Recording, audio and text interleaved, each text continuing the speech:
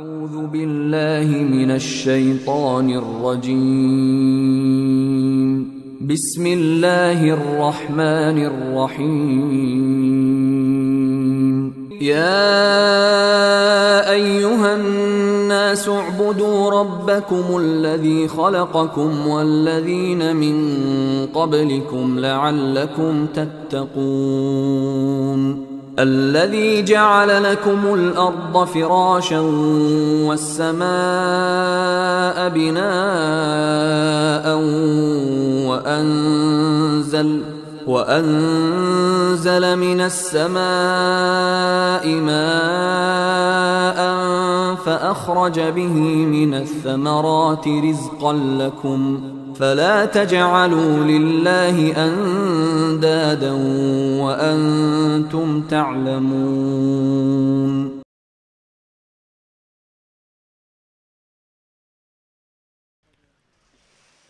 السلام عليكم ورحمة الله وبركاته. الحمد لله رب العالمين، نحمده ونستعينه ونؤمن به ونتوكل عليه، ونعوذ بالله من شرور أنفسنا ومن سيئات أعمالنا. من يهدي الله فلا مضل له ومن يضلل فلا هادي له. أشهد أن لا إله إلا الله وحده لا شريك له، وأشهد أن محمدًا عبده ورسوله، أرسله بالهدى ودين الحق ليظهره على الدين كله ولو كره المشركون. اللهم صل على محمد وعلى آل محمد كما صليت على إبراهيم وعلى آل إبراهيم إنك حميد مجيد. اللهم بارك على محمد وعلى آل محمد كما باركت على إبراهيم وعلى آل إبراهيم إنك حميد مجيد. أما بعد، فإن خير الحديث كتاب الله، وخير السنن سنن محمد صلى الله عليه وسلم، وشر الأمور محدثاتها، وكل محدثة بدعة، وكل بدعة ضلالة، وكل ضلالة في النار. اتقوا الله عباد الله، أوصيكم وإياي أولا بتقوى الله. رب اشرح لي صدري ويسر لي أمري واحلل عقدة من لساني يفقه قولي. أعوذ بالله من الشيطان الرجيم.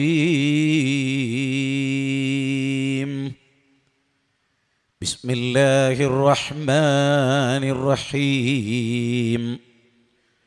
أفلا يتدبرون القرآن أم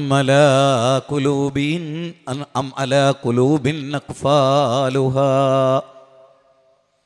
قال رسول الله صلى الله عليه وسلم: خيركم من تعلم القرآن وعلمه. أنت الذي ولدتك أمك باقيا والناس حولك يضحكون سرورا، واجهد لنفسك أن تكون إذا بقوا في حال موتك ضاحكا مسرورا.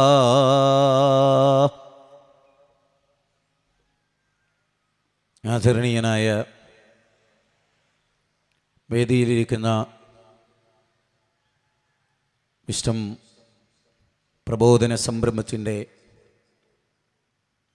പ്രാദേശികമായി ചുക്കാൻ പിടിക്കുന്ന എൻ്റെ പ്രിയ സഹോദരൻ, ഈ സമ്മേളനത്തിൻ്റെ ആദ്യത്തിലെ പ്രഭാഷണം നിർവഹിച്ച അബ്ദുറഹ്മാൻ അൻസാരി സാഹിബ് അവറുകളെ, പുത്തനത്താണിയിലെ എൻ്റെ പ്രിയങ്കരരായ സഹോദരന്മാരെ, സഹോദരികളെ, ഒരുപാട് കാലത്തിന് ശേഷം ഇനിയും പ്രദേശത്ത് താമസിച്ച് കുറേ കാലം ഇവിടുത്തെ പ്രബോധന സംരംഭങ്ങളിൽ എൻ്റെ കഴിവിൻ്റെ പരമാവധി സാന്നിധ്യം കൊണ്ട് ഞാൻ ഈ നാട്ടിലുണ്ടായിരുന്നു. കുറച്ചു കാലമായി ഈ നാട്ടിലേക്ക് മടങ്ങിപ്പോയിട്ട് ഈ നാടിൻ്റെ ഗന്ധവും ഈ നാടിൻ്റെ മേന്മയും ഈ നാട്ടിലുള്ള വിശ്വാസരംഗത്തെ ജീർണതകളും തൊട്ടറിഞ്ഞ ഒരാളെന്ന നിലയിലാണ് ഇൻഷാ അല്ലാഹ് ഞാൻ ഇന്ന് എൻ്റെ പ്രഭാഷണത്തെ രൂപപ്പെടുത്തിയെടുക്കുന്നത്. ഈ പ്രഭാഷണത്തിൻ്റെ വിഷയം ഖുർആൻ നമ്മെ വിളിക്കുന്നു എന്നുള്ളതാണ്. ലോകത്തൊരു വേദഗ്രന്ഥം, ഒടുവിലത്തെ ഗ്രന്ഥം, മാനവ സമൂഹത്തിൽ ചരിത്രത്തിൻ്റെ പടപ്പാട്ട് പാടിയ ഒരു ദൈവിക ഗ്രന്ഥം, സമഗ്രമായ പരിവർത്തനത്തെക്കുറിച്ച് കാഴ്ചപ്പാടുകൾ എമ്പാടും അവതരിപ്പിച്ചിട്ടുള്ള ദിവ്യപ്രോക്തമായ ഗ്രന്ഥം, സകലമാന പൂർവ്വ വേദഗ്രന്ഥങ്ങളെയും പ്രൊട്ടക്റ്റ് ചെയ്തിട്ടുള്ള മുഹൈമിനായിട്ടുള്ള അള്ളാഹുവിൻ്റെ ഗ്രന്ഥം, മാനവതയുടെ രണ്ട് ലോകങ്ങളിലെയും നന്മ ഉദ്ദേശിച്ചുകൊണ്ട് പരമകാരുണ്യകനായ പടച്ചതമ്പുരാൻ അവതരിപ്പിച്ച ഒടുവിലത്തെ ഗ്രന്ഥം. ആ ഗ്രന്ഥം എന്തു പറയുന്നു? ഓൺലൈനിലൂടെ ഈ സമ്മേളനത്തിൽ പങ്കെടുക്കുന്നവരുണ്ട്, കേരളത്തിൻ്റെ അഷ്ടദിക്കുകളിൽ, ലോകത്തിൻ്റെ വിവിധ ഭാഗങ്ങളിൽ. ഈ സമ്മേളനം ലൈവിലൂടെ കേട്ടുകൊണ്ടിരിക്കുന്നവരും നേരിട്ട് സന്നിഹിതരായിട്ടുള്ളവരും അൽഹംദുലില്ലാഹ് പുത്തനത്താണിയുടെ വലതുഭാഗവും ഇടതുഭാഗവും സൗണ്ട് സിസ്റ്റം ഇവിടെ ധന്യമായി സമ്പന്നമായി ഈ ശബ്ദം കേട്ടുകൊണ്ടിരിക്കുന്നുണ്ട്. വളവന്നൂർ അൻസാർ അറബി കോളേജിലേക്കുള്ള പാസേജിലും തിരുനാവായയിലേക്ക് നമ്മൾ തിരിയുന്ന ടേണിങ്ങിലും നാഷണൽ ഹൈവേയുടെ വിവിധ ഭാഗങ്ങളിൽ ഉച്ചഭാഷിണി കേട്ടുകൊണ്ടാണ് ഞാൻ ഇങ്ങോട്ട് കടന്നു വന്നത്. മുമ്പോട്ട് വന്നില്ലെങ്കിൽ പോലും കടത്തിണ്ണകളിൽ നിന്നുകൊണ്ട് ഈ സമ്മേളനം വീക്ഷിക്കുന്നവരോട് അനന്തപരകോടി ജീവജാലങ്ങളുള്ള ഈ മഹാപ്രപഞ്ചത്തിലെ ബുദ്ധിജീവിയായ മനുഷ്യനെ സംബന്ധിച്ചുള്ള ഡീപ്പായിട്ടുള്ള സംസാരങ്ങളാണ് ആധുനിക ഇന്ത്യയിൽ, വിശേഷപ്പെട്ട കേരളത്തിൽ ഈ 2019 ജാനുവരി 1 മുതൽ ഈ ദിവസം വരെയുള്ള തീയതികളിൽ ചർച്ച ചെയ്യപ്പെടേണ്ടത്. എന്താണ് ഖുർആൻ? മുസ്ലിങ്ങളുടെ ഒരു പുരാണം. ഋഗ്വേദ, സാമവേദ, അഥർവവേദ, യജുർവേദാദികളെ പോലെ മുസ്ലിങ്ങളുടെ വിശുദ്ധ ഗ്രന്ഥം, അവർക്ക് മാത്രമായിട്ടുള്ള ഗ്രന്ഥം, അവരംഗീകരിക്കേണ്ട ഗ്രന്ഥം, അവരെ നയിക്കുന്ന ഗ്രന്ഥം, വേറെ ആരുമായൊരു ബന്ധവുമില്ലാത്ത ഗ്രന്ഥം. അങ്ങനെയൊക്കെയാണ് ആളുകളുടെ ധാരണ. അതല്ലെന്ന് ഞാൻ ഉച്ചൈസ്തരം പ്രഖ്യാപിക്കുകയും തെളിയിക്കുകയും ചെയ്യുന്നു ഈ സമ്മേളനത്തിലൂടെ. വിശുദ്ധ ഖുർആൻ മാനവരാശിയുടെ അകമ്പൊരുളിനെ തൊട്ടറിഞ്ഞ ഗ്രന്ഥമാണ് ഖുർആൻ. ഖുർആൻ സംവദിക്കുന്നത് മനുഷ്യരോടാണ്. അപ്രായോഗികമായ ഒന്നും അള്ളാഹുവിൻ്റെ ഗ്രന്ഥം ഉൾക്കൊണ്ടിട്ടില്ലെന്നും ഈ സന്ദർഭത്തിൽ അതിശക്തമായി ഈ വേദിയിൽ ഞാൻ വാദിക്കുകയാണ്, സംവദിക്കുകയാണ്. അപ്രായോഗികമായ ഒന്നും, മനുഷ്യർക്ക് നടപ്പാക്കാനാവാത്ത ഒന്നും, ഒരു ഉട്ടോപ്പിയ 1516 തോമസ് മൂറിൻ്റെ ഉട്ടോപ്പിയ അല്ല വിശുദ്ധ ഖുർആൻ. ലോകത്ത് വേറെ ഒരു വേദഗ്രന്ഥവും പൂർണ്ണമാകുമ്പോൾ അതിൻ്റെ കണ്ടന്റിന്, അതിൻ്റെ ഉള്ളടക്കത്തിന് അനുയോജ്യമായ ഒരു നാഗരികത ലോകത്ത് രൂപപ്പെട്ടിട്ടുണ്ടായിരുന്നില്ല. നേരെ മറിച്ച് ഖുർആൻ അങ്ങനെയല്ല. ഖുർആൻ വരുന്ന കാലത്തെ ജനത ഏത്, ഖുർആനിന് ശേഷമുള്ള ജനത ഏത്, അത് രണ്ടും നമ്മൾ ആലോചിക്കേണ്ടതാണ്. ഖുർആനിന് മുമ്പുള്ള ജനത ലോക ചരിത്രം രേഖപ്പെടുത്തിയിട്ടുണ്ട്. അവരെക്കുറിച്ച് അർണോൾഡ് ടോയംബി രേഖപ്പെടുത്തിയിട്ടുണ്ട്. റോമൻ എംപയറിൽ ഗിബ്ബൺ രേഖപ്പെടുത്തിയിട്ടുണ്ട്. അനവധി ആളുകൾ ഇതെല്ലാം രേഖപ്പെടുത്തിയിട്ടുണ്ട്. Pandit Jawaharlal Nehru glimpse of world ഹിസ്റ്ററിയിൽ പറയുന്നു, ഊശ്വര ഹൃദയം പേറിയ ഊശ്വര ഭൂമിയിൽ ജീവിച്ച ഒരു ജനപദമായിരുന്നു അവർ. അവർ എങ്ങനെ മാറി എന്നത് മുസ്ലിങ്ങളാണ് ഒന്നാമതായി ആലോചിക്കേണ്ടത്. കാരണം മുസ്ലിങ്ങൾക്ക് ഈ വേദഗ്രന്ഥവുമായി എത്രത്തോളം വലിയ ബന്ധമുണ്ട് എന്നത് പരിശോധിക്കപ്പെടേണ്ടതാണ്. മാലപ്പാട്ടുകളുമായിട്ടുള്ള ബന്ധം പോലും മുസ്ലിം സമുദായത്തിന് അള്ളാന്റെ ഗ്രന്ഥവുമായിട്ട് ഇല്ല എന്ന് പറഞ്ഞാൽ ശരിയല്ലേ? അത് മൊഴിയൊന്നും കളയാതെ പിളയാതെ ചൊന്നോർക്ക് മണിമേടം സ്വർഗത്തിൽ നായൻ കൊടുക്കുമേ, വള്ളിക്ക് പുള്ളിക്ക് വ്യത്യാസമില്ലാതെ മൊഹിദീൻ മാല പാടിയാൽ സ്വർഗത്തിൽ മണിമേടം കൊടുക്കുമെന്നാ പറയുന്നത്. അൽ ഖുർആനു റബിയ ഖൽബി, എൻ്റെ ഹൃദയത്തിൻ്റെ വസന്തം ഖുർആനാണ്. പക്ഷേ ബൂസിരിയുടെ ഈരടികൾ കേട്ട കേരള ജനത, മൊഹിദീൻ മാല പാടിയവർ ഈ ഗേറ്റിലേക്ക് കടക്കുമ്പോൾ കാണുന്ന ഖുതുബിയത്ത് ബോർഡ് വെച്ചിരിക്കുന്നു. ആര് കാണാനായാലും, സ്വഹാബത്താർക്കും പരിചയമില്ലാത്തത്. പക്ഷെ മുസ്ലിം ഉമ്മത്തിന് അൽ ഖുർആനു റബിയ ഖൽബി, ഖുർആൻ എൻ്റെ ഹൃദയത്തിൻ്റെ വസന്തമാണ്. ആണോ? പുത്തനത്താണിയിലെ മൊഹിദീനാജിക്കും പുത്തനത്താണിയിലെ ബഷീറിനും പുത്തനത്താണിയിലെ സുബൈറിനും പുത്തനത്താണിയിലെ ആയിഷാക്കും പുത്തനത്താണിയിലെ സമസ്തക്കാർക്കും പുത്തനത്താണിയിലെ മുജാഹിദുകൾക്കും ഒക്കെ ഖുർആൻ ഹൃദയവസന്തമാണോ? ഖൈറുക്കും മൻ തഅല്ലമൽ ഖുർആന വഅല്ലമഹു, ഖുർആൻ പഠിക്കുകയും അത് പഠിപ്പിക്കുകയും ചെയ്യുന്നതിനേക്കാൾ ഉത്തമനായിട്ട് ഭൂമുഖത്തൊരാളുമില്ല എന്ന് തിരുദൂതരാ പറയുന്നത്. ഖുർആൻ പഠിക്കുന്നതും ഖുർആൻ പഠിപ്പിക്കുന്നതും ഉത്തമമായ കാര്യമാണ്. ഖുർആൻ മനഃപ്പാഠമാക്കുക, ഖുർആനിൻ്റെ വചനങ്ങളനുസരിച്ച് ജീവിതത്തെ ക്രമപ്പെടുത്തുക. നീ ഒരു കച്ചവടക്കാരനാണോ? വൈലുൽ ലിൽ മുത്തഫിഫീൻ നീ വായിക്കണം. നിനക്ക് വ്യഭിചരിക്കാൻ തോന്നുന്നുണ്ടോ? 17 അധ്യായവും സൂറത്ത് മുഅ്മിനൂനും നീ വായിക്കണം. നിനക്ക് അന്യനെ ഉപദ്രവിക്കാൻ തോന്നുന്നുണ്ടോ? അള്ളാഹുവിൻ്റെ ഗ്രന്ഥം നീ ഒന്ന് വായിച്ചു നോക്ക്. നിനക്ക് തീവ്രവാദിയാകാൻ തോന്നുന്നുണ്ടോ? അള്ളാഹുവിൻ്റെ ഖുർആൻ ഒന്ന് വായിച്ചു നോക്ക്. നിന്റെ തിന്മയുടെ ചിന്തക്കെതിരാണ് ഖുർആൻ. നല്ല മനുഷ്യനെ സൃഷ്ടിക്കുകയാണ് ഖുർആനിന്റെ ലക്ഷ്യം. ഖുർആൻ മനുഷ്യരെ വിളിക്കുന്നത് യാ അയ്യുഹന്നാസ്, അല്ലയോ മനുഷ്യരെ. എല്ലാവരും അതിൽ പെട്ടുട്ടോ. ആരാ അതിൽ നിന്ന് പുറത്തോട്ട് പോവുക? ബ്രാഹ്മണരെ എന്ന് വിളിച്ചാൽ ബാക്കിയുള്ളവരൊക്കെ എൻ്റെ പുറത്താണ്. സർവ്വരാജ്യ തൊഴിലാളികളെ സംഘടിക്കുമെന്ന് പറഞ്ഞാൽ ബാക്കിയുള്ളവരൊക്കെ എൻ്റെ പുറത്താണ്. ഹിന്ദുക്കളെ നിങ്ങൾ ഒന്നിക്കൂ എന്ന് പറഞ്ഞാൽ ബാക്കിയുള്ളവരൊക്കെ എൻ്റെ പുറത്താണ്. മനുഷ്യരെ നിങ്ങൾ ഒന്നിക്കൂ എന്ന് പറഞ്ഞാലോ? ഒരച്ഛനമ്മമാർക്ക് പിറന്ന മക്കൾ ഓർത്താൽ ഒരൊറ്റ തറവാട്ടുകാർ നാം, നാഥന്റെ മുറ്റത്തു വിരിഞ്ഞു നിൽക്കും തൻ മുന്തിരിക്കൊത്ത മനുഷ്യവർഗം. ഒരച്ഛനമ്മമാർക്ക് പിറന്ന മക്കൾ യാ അയ്യുഹന്നാസ്, യാ അയ്യുഹന്നാസ് ഇന്നാ ഖലഖനാകും മിൻ ദക്കരിൻ വ ഉൻസാ വജഅൽനാകും ശൂബൻ വഖബായില ലിതആറഫു ഇന്ന അക്രമക്കും ഇൻദല്ലാഹി അത്ഖാകും. എന്തോ ഒരു മനോഹരമായ വചനമാണ്. ഖുർആനിലെ 49 അധ്യായം 13 വചനമാണ്. അല്ലയോ മനുഷ്യരെ, ലോകത്തുള്ള 715 കോടി മനുഷ്യരെയും വിളിച്ചിട്ട് ഖുർആൻ പറയാൻ, പാശ്ചാത്യരെ, പൗരസ്ത്യരെ, കറുത്തവരെ, ഇന്തോനേഷ്യക്കാരെ, സോമാലിയക്കാരെ, ദക്ഷിണാഫ്രിക്കക്കാരെ, ലോകത്ത് എവിടെയൊക്കെ ജീവിക്കുന്നുണ്ടോ, ഇറാഖിലും അതുപോലെ തന്നെ ഇറ്റലിയിലും ഫലസ്തീനിലും ചെച്നിയയിലും കൊസഡോവയിലും ലബനാനിലും എല്ലാം ഡെൻമാർക്കിലും നെതർലാൻഡിലും എവിടൊക്കെ മനുഷ്യരുണ്ടോ അവരൊക്കെ വിളിച്ചിട്ട് പറയുന്നത് എന്താണ്?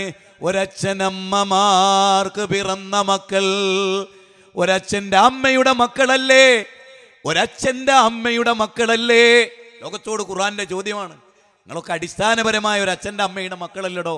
എന്തിനാടോ തെരുവ് കിടന്ന് തെരുവ് നായ്ക്കളെ പോലെ തല്ലുന്നത് എന്ന് ഖുർആൻ ചോദിക്കുന്നുണ്ട്. ജാനുവരി 1, 2, 3 തെരുവുകളിൽ ദ്വന്ദ്വയുദ്ധം നടന്ന അല്ലേ? കൂർത്തുമൂർത്ത കല്ലുകളും ആയുധങ്ങളും വടിവാളുകളും കുറിവടികളും ഏറ്റുമുട്ടിയിരുന്നു.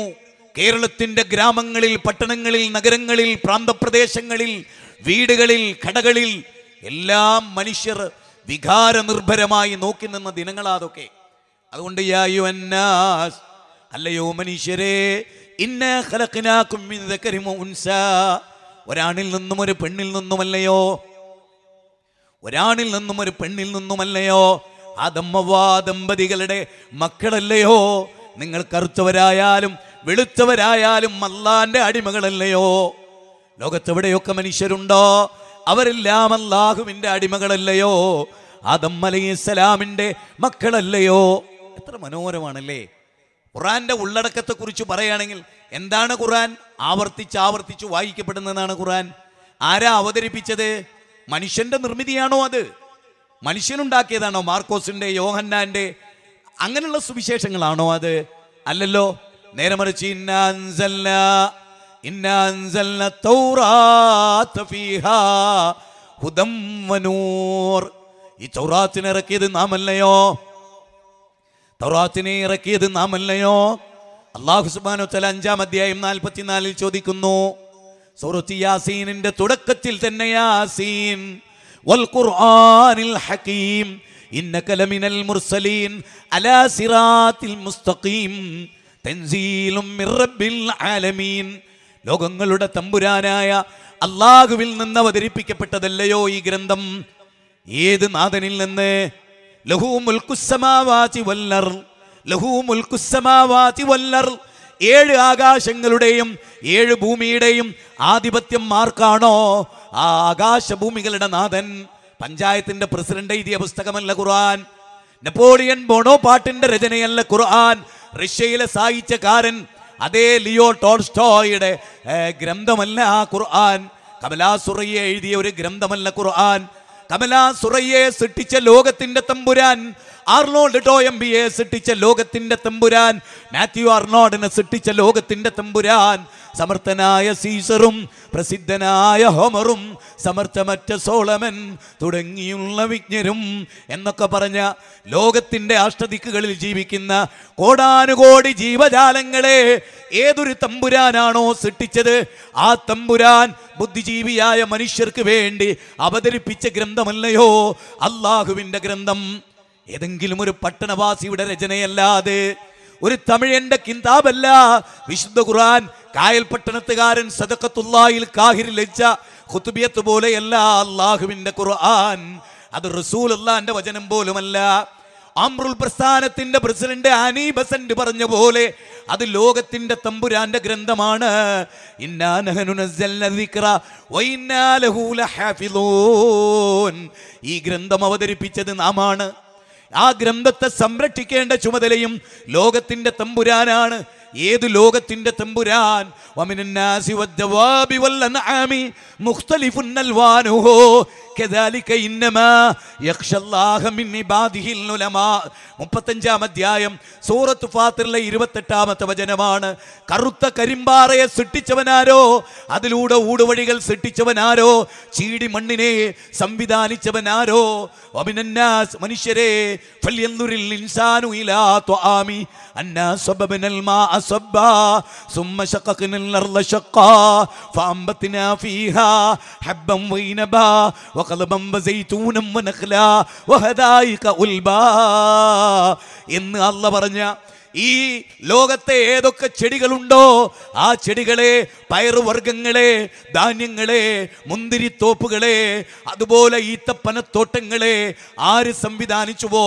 ചോളത്തെ സംവിധാനിച്ചവൻ, ഗോതമ്പിനെ സംവിധാനിച്ചവൻ, ആകാശത്തിന്റെ കാർമേഘ കീറുകളിൽ നിന്ന് മഴ ചൊരിഞ്ഞു തന്നവൻ, ശ്രീരാമന്റെ മുമ്പ്, ശ്രീകൃഷ്ണന്റെ മുമ്പ്, പ്രൊഫക്ട് മുഹമ്മദിന് മുമ്പ്, ഈസാ അലൈഹിസ്സലാമിന് മുമ്പ്, ആദം അലൈഹിസ്സലാമിന് മുമ്പ് സൂര്യനുണ്ടെങ്കിൽ, ചന്ദ്രനുണ്ടെങ്കിൽ, അതിൻ്റെ നിലാവലകൾ ഉണ്ടെങ്കിൽ, കാനനങ്ങളിൽ ഗർജിക്കുന്ന സിംഹമുണ്ടെങ്കിൽ, ആഴിയിൽ നീന്തി തുടിക്കുന്ന മത്സ്യമുണ്ടെങ്കിൽ, ആകാശത്തിന്റെ അനന്തതയിൽ ചിറകടിച്ചു വട്ടമിട്ട് പറക്കുന്ന പറവകളുണ്ടെങ്കിൽ, ആ പറവകളെ സൃഷ്ടിച്ചവനാരോ?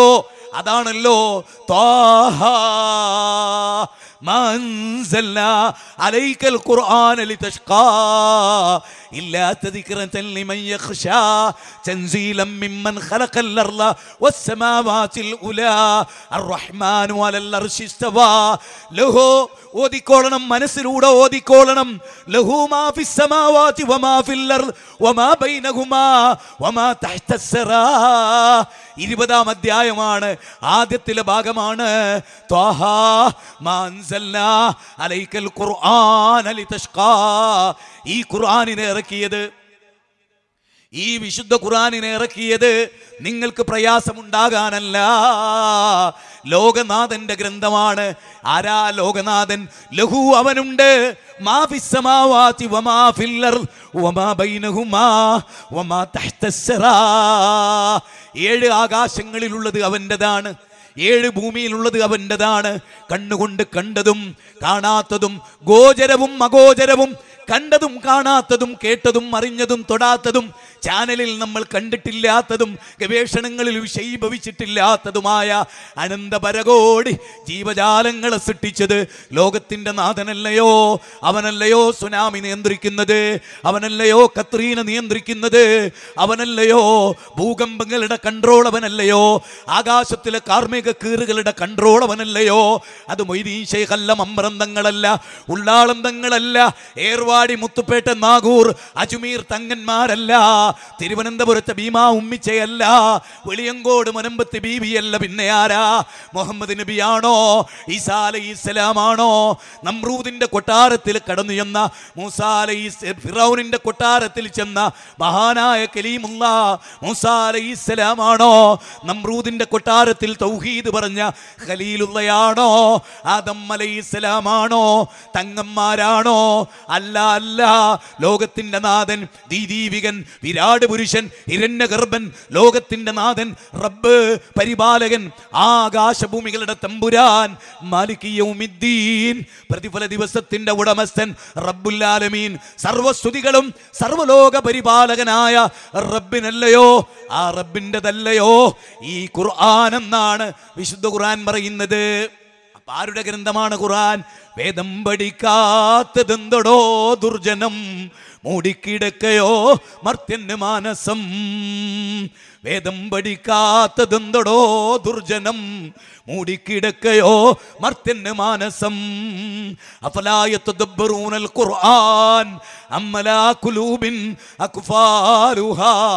മണിച്ചിത്രത്തായിട്ട് അവരുടെ ഹൃദയം പൂട്ടിട്ട് വെച്ചിരിക്കുകയാണോ? വലിയൊരു രാജകൊട്ടാരം, ലോകം ഇന്ന് വരെ ദർശിച്ചിട്ടില്ലാത്ത കൊട്ടാരം. ആ കൊട്ടാരത്തിൽ അത്ഭുതങ്ങളുണ്ട്, മുത്തും ഭവ്യവുമുണ്ട്. ലോകത്തിലെ ഏറ്റവും മുന്തിയ ഫർണിച്ചറുകളുണ്ട്, ലോകത്തെ ഏറ്റവും മുന്തിയ മാർബിളുകളുണ്ട്. ഇറ്റാലിയൻ മാർബിളുകളെ വെല്ലുന്ന ഗ്രാനൈറ്റും മാർബിളുകളും അവിടെയുണ്ട്. കടലിൽ മുങ്ങിയെടുത്ത, ജിന്നുകൾ മുങ്ങിയെടുത്ത മുത്തും ഭവ്യവുമുണ്ട്. പക്ഷേ ഒരു പ്രശ്നമുണ്ട് ആ രാജകൊട്ടാരത്തിന്. ആ രാജകൊട്ടാരത്തിൻ്റെ സകല ജനലുകളും പൂട്ടിയിരിക്കുന്നു. അതിൻ്റെ ഫ്രണ്ട് ഡോറ് മണിച്ചിത്രത്തായിട്ട് പൂട്ടിയിരിക്കുന്നു. പല അത്ഭുതങ്ങളും ആ കൊട്ടാരത്തിലുണ്ട്. പക്ഷേ ആ കൊട്ടാരത്തിൻ്റെ മെയിൻ ഗേറ്റ് തുറക്കാൻ താക്കോലില്ലെങ്കിൽ പിന്നെ ആ കൊട്ടാരത്തിൻ്റെ മുഞ്ചുകൊണ്ട് കാര്യമുണ്ടോ? അതിൻ്റെ ഉള്ളിൽ എന്തത്ഭുതമുള്ളത് കൊണ്ടും കാര്യമുണ്ടോ?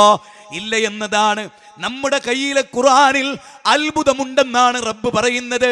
എന്തേടോ പുത്തനത്താണിക്കാരാ, മുസ്ലിയാരെ, മൗലവി, എന്തടോ നിന്റെ ഹൃദയം തുറക്കാത്തത്? അഫലാ യതദബ്ബറൂനൽ ഖുർആൻ അമ്മലാ ഖുലൂബിൻ അക്ഫാലുഹാ. നിന്റെ ഹൃദയം എന്താടോ തുറക്കാത്തത്? മണിച്ചിത്രത്തായിട്ട് പൂട്ടിയിരിക്കുകയാണോ? റബ്ബിന്റെ അത്ഭുതം കാണാൻ 69 ശാസ്ത്രശാഖ കണ്ടുമുട്ടാൻ നീ എന്തൊരു ഭാര്യയാകണം, എങ്ങനെ ഭർത്താവാകണം, എന്തൊരു കച്ചവടക്കാരനാകണം, ഏതൊരു പ്രബോധകനാകണം, എന്ത് ജീവിതം നയിക്കണം, ആരെ എങ്ങനെയൊക്കെ സ്നേഹിക്കണം, നാട്ടിൽ കുഴപ്പമുണ്ടാക്കണോ ഉണ്ടാക്കരുതോ, സമ്പത്ത് എങ്ങനെ ചെലവഴിക്കണം, എല്ലാം പഠിപ്പിക്കുന്ന ഗ്രന്ഥം, മനുഷ്യരെ സ്നേഹിക്കാൻ പഠിപ്പിച്ച ഗ്രന്ഥം, ലോകത്തിന് സമാധാനമുണ്ടാക്കുന്ന ഗ്രന്ഥം. ആ ഗ്രന്ഥത്തെക്കുറിച്ചുള്ള ചർച്ചയായത്. ആർക്കും വരാം, ആർക്കും കസേലയിലിരിക്കാം. ബാലേന്ദ്രനോട് സംസാരിച്ച ഗ്രന്ഥം, സുരേന്ദ്രനോട് സംസാരിച്ച ഗ്രന്ഥം, പ്രധാനമന്ത്രിക്ക് വേണ്ടി അള്ളാഹ് അവതരിപ്പിച്ച ഗ്രന്ഥം, അർണോൾഡ് ടോയംബിക്ക് വേണ്ടി അള്ളാഹ് അവതരിപ്പിച്ച ഗ്രന്ഥം, ഡൊണാൾഡ് ട്രംപിന് വേണ്ടി അള്ളാഹ് അവതരിപ്പിച്ച ഗ്രന്ഥം, ഏരിയൽ ഷാരോന് വേണ്ടി അള്ളാഹ് അവതരിപ്പിച്ച ഗ്രന്ഥം, നെഹ്റുവിന് വേണ്ടി അള്ളാഹ് അവതരിപ്പിച്ച ഗ്രന്ഥം, ലോകത്തെവിടെയൊക്കെ മനുഷ്യരുണ്ടോ അവർക്ക് വേണ്ടി അവതരിപ്പിക്കപ്പെട്ട ഗ്രന്ഥം, ആ ഗ്രന്ഥത്തെക്കുറിച്ചുള്ള ഒരു എളിയ പ്രഭാഷണമാണ് ഈ വിനീതനായിട്ടുള്ളവൻ ഇവിടെ നടത്തുന്നത്. ആർക്കും കേൾക്കാം, ഏത് വകുപ്പിൽപ്പെട്ടവർക്കും ഇത് കേൾക്കാം, ആർക്കും കേൾക്കാം, ആർക്കും എതിർക്കാൻ പറ്റാത്തത്. ഇത് നോളജാണ്, ലോകത്തിന് വിളമ്പേണ്ട നോളജാണ്, ഇന്നലകളുടെ കേരളത്തിന് പഠിപ്പിച്ചു കൊടുക്കേണ്ടതാണ്. കലാപം നഴിക്കുന്നവരോട് മനുഷ്യനെ തിരിച്ചറിയണേ, മനുഷ്യന്റെ വ്യക്തിത്വം തിരിച്ചറിയണേ. ഇന്ന ദിമാഅക്കും വഅംവാലക്കും വഅറാദക്കും ഹറാമുൻ അലൈക്കും കഹുർമതി യൗമിക്കും ഹാദാ ഫീ ബലദിക്കും ഹാദാ ഫീ ശഹരിക്കും ഹാദാ. ലോകത്തിന്റെ ഒന്നാമത്തെ മനുഷ്യാവകാശ പ്രഖ്യാപനം, ഒന്നാമത്തെ മേഘ്നാ കാർട്ട. ആ മേഘ്നാ കാർട്ടയിൽ പറയുന്നത് ഒരൊറ്റ മനുഷ്യന്റെ ബ്ലഡും അനാവശ്യമായി ചിന്തരുതെന്നാണ്, ഒരൊറ്റ മനുഷ്യന്റെ അഭിമാനത്തിനും ക്ഷതമേൽപ്പിക്കരുതെന്നാണ്, ഒരൊറ്റ മനുഷ്യന്റെ സ്വത്തും നിങ്ങൾ അന്യായമായി തകർക്കരുതെന്നാണ്. ആറ്റുനോറ്റ് കണ്ണിലെണ്ണ ഒഴിച്ചുണ്ടാക്കിയ ടൗണിലെ ഒരു കൊച്ചു പീടിക പാർട്ടി നോക്കി, ഗ്രൂപ്പ് നോക്കി തച്ചു തകർത്തുമെന്നവരോട് നിങ്ങൾ മനുഷ്യത്വത്തെപ്പറ്റി പറയരുതേ, നിങ്ങൾ മാനവികതയെപ്പറ്റി പ്രസംഗിക്കരുതേ, നിങ്ങൾ മനുഷ്യത്വത്തിൻ്റെ ഗുണങ്ങളെപ്പറ്റി പറയരുതേ, നിങ്ങൾ വയലാറിൻ്റെ കവിത ഉദ്ധരിക്കരുതേ, നിങ്ങൾ ഭാരതത്തിൻ്റെ മേന്മ പറയരുതേ, നിങ്ങൾ വേദഗ്രന്ഥങ്ങളുടെ പവർ പറയരുത്. കാരണം നിങ്ങൾ വേദഗ്രന്ഥത്തിൻ്റെ അകക്കാമ്പ് പഠിച്ചിട്ടില്ല.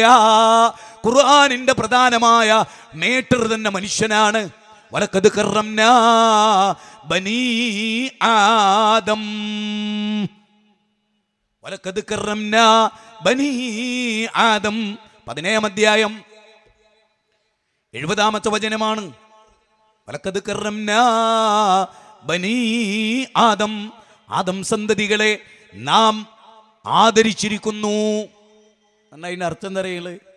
ലോകത്തിന്ന് ജീവിക്കണ എല്ലാ മനുഷ്യരെയും അള്ളാഹ് ആദരിച്ചിട്ടുണ്ട്. ആരാദരിച്ചിട്ടുണ്ട് എന്ന്? 7 ആകാശങ്ങളുടെയും 7 ഭൂമിയുടെയും നാഥൻ ആദരിച്ചിട്ടുണ്ട്. അങ്ങനെ അള്ളാഹ് ആദരിച്ച മനുഷ്യരാ ലോകത്തെല്ലാവരും. നരേന്ദ്രമോദി അള്ളാഹ് ആദരിച്ച മനുഷ്യനാ. അള്ളാഹു ആദരവ് കരുതിയിട്ടുള്ള ലോകത്തെല്ലാവരും. ശരിയുണ്ടാവാ, തെറ്റുണ്ടാവാ, നന്മയുണ്ടാവാ, തിന്മയുണ്ടാവാ, നീതിക്ക് വിരുദ്ധമാകാം, നീതിയുടെ കാവലാളാകാം, ധർമ്മപരിപാലകനാവാം, ധർമ്മവിരുദ്ധനാവാം, സ്നേഹത്തിൻ്റെ മിശ്രണമാകാം, സ്നേഹവിരുദ്ധനാവാം, ഒക്കെ മനുഷ്യ സമൂഹത്തിൽ വരാം.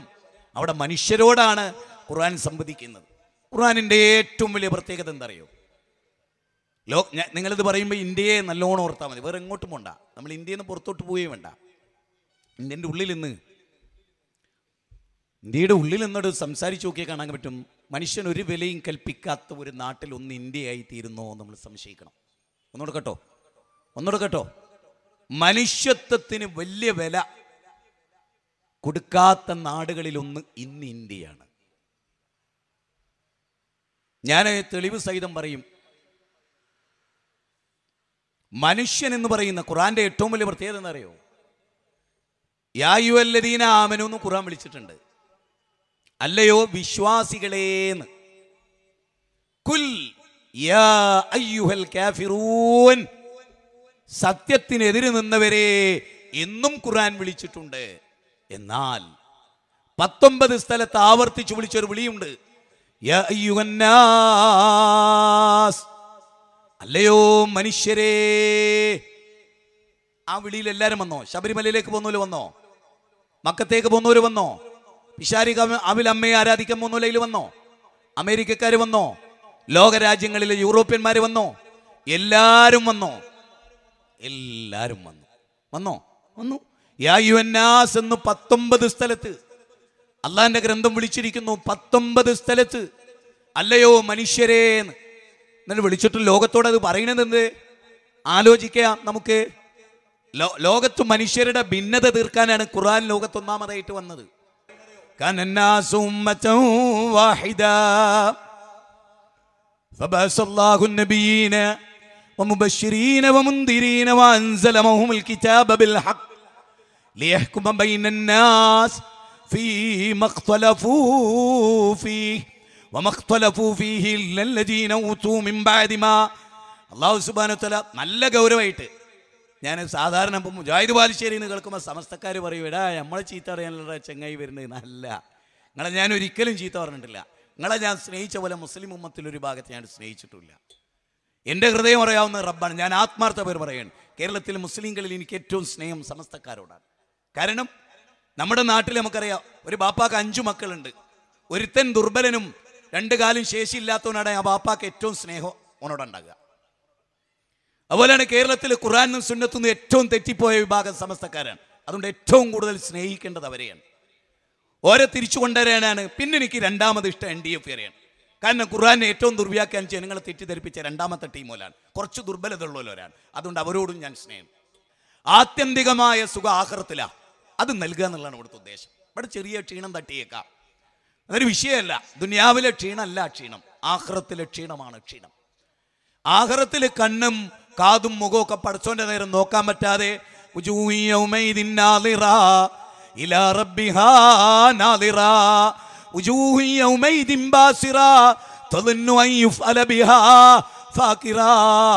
അന്ന് ചില മുഖങ്ങൾ കരിവാളിച്ചതായിരിക്കും. അത് വരരുത്. സൂറത്ത് ഖിയാമയാണ്, 19 മുതലുള്ള സൂക്തമാണ്. സൂറത്ത് ഖിയാമയിലാണ് അല്ലാഹു ഇത് പറയുന്നത്. ചില മുഖം പ്രസന്നമായിരിക്കും.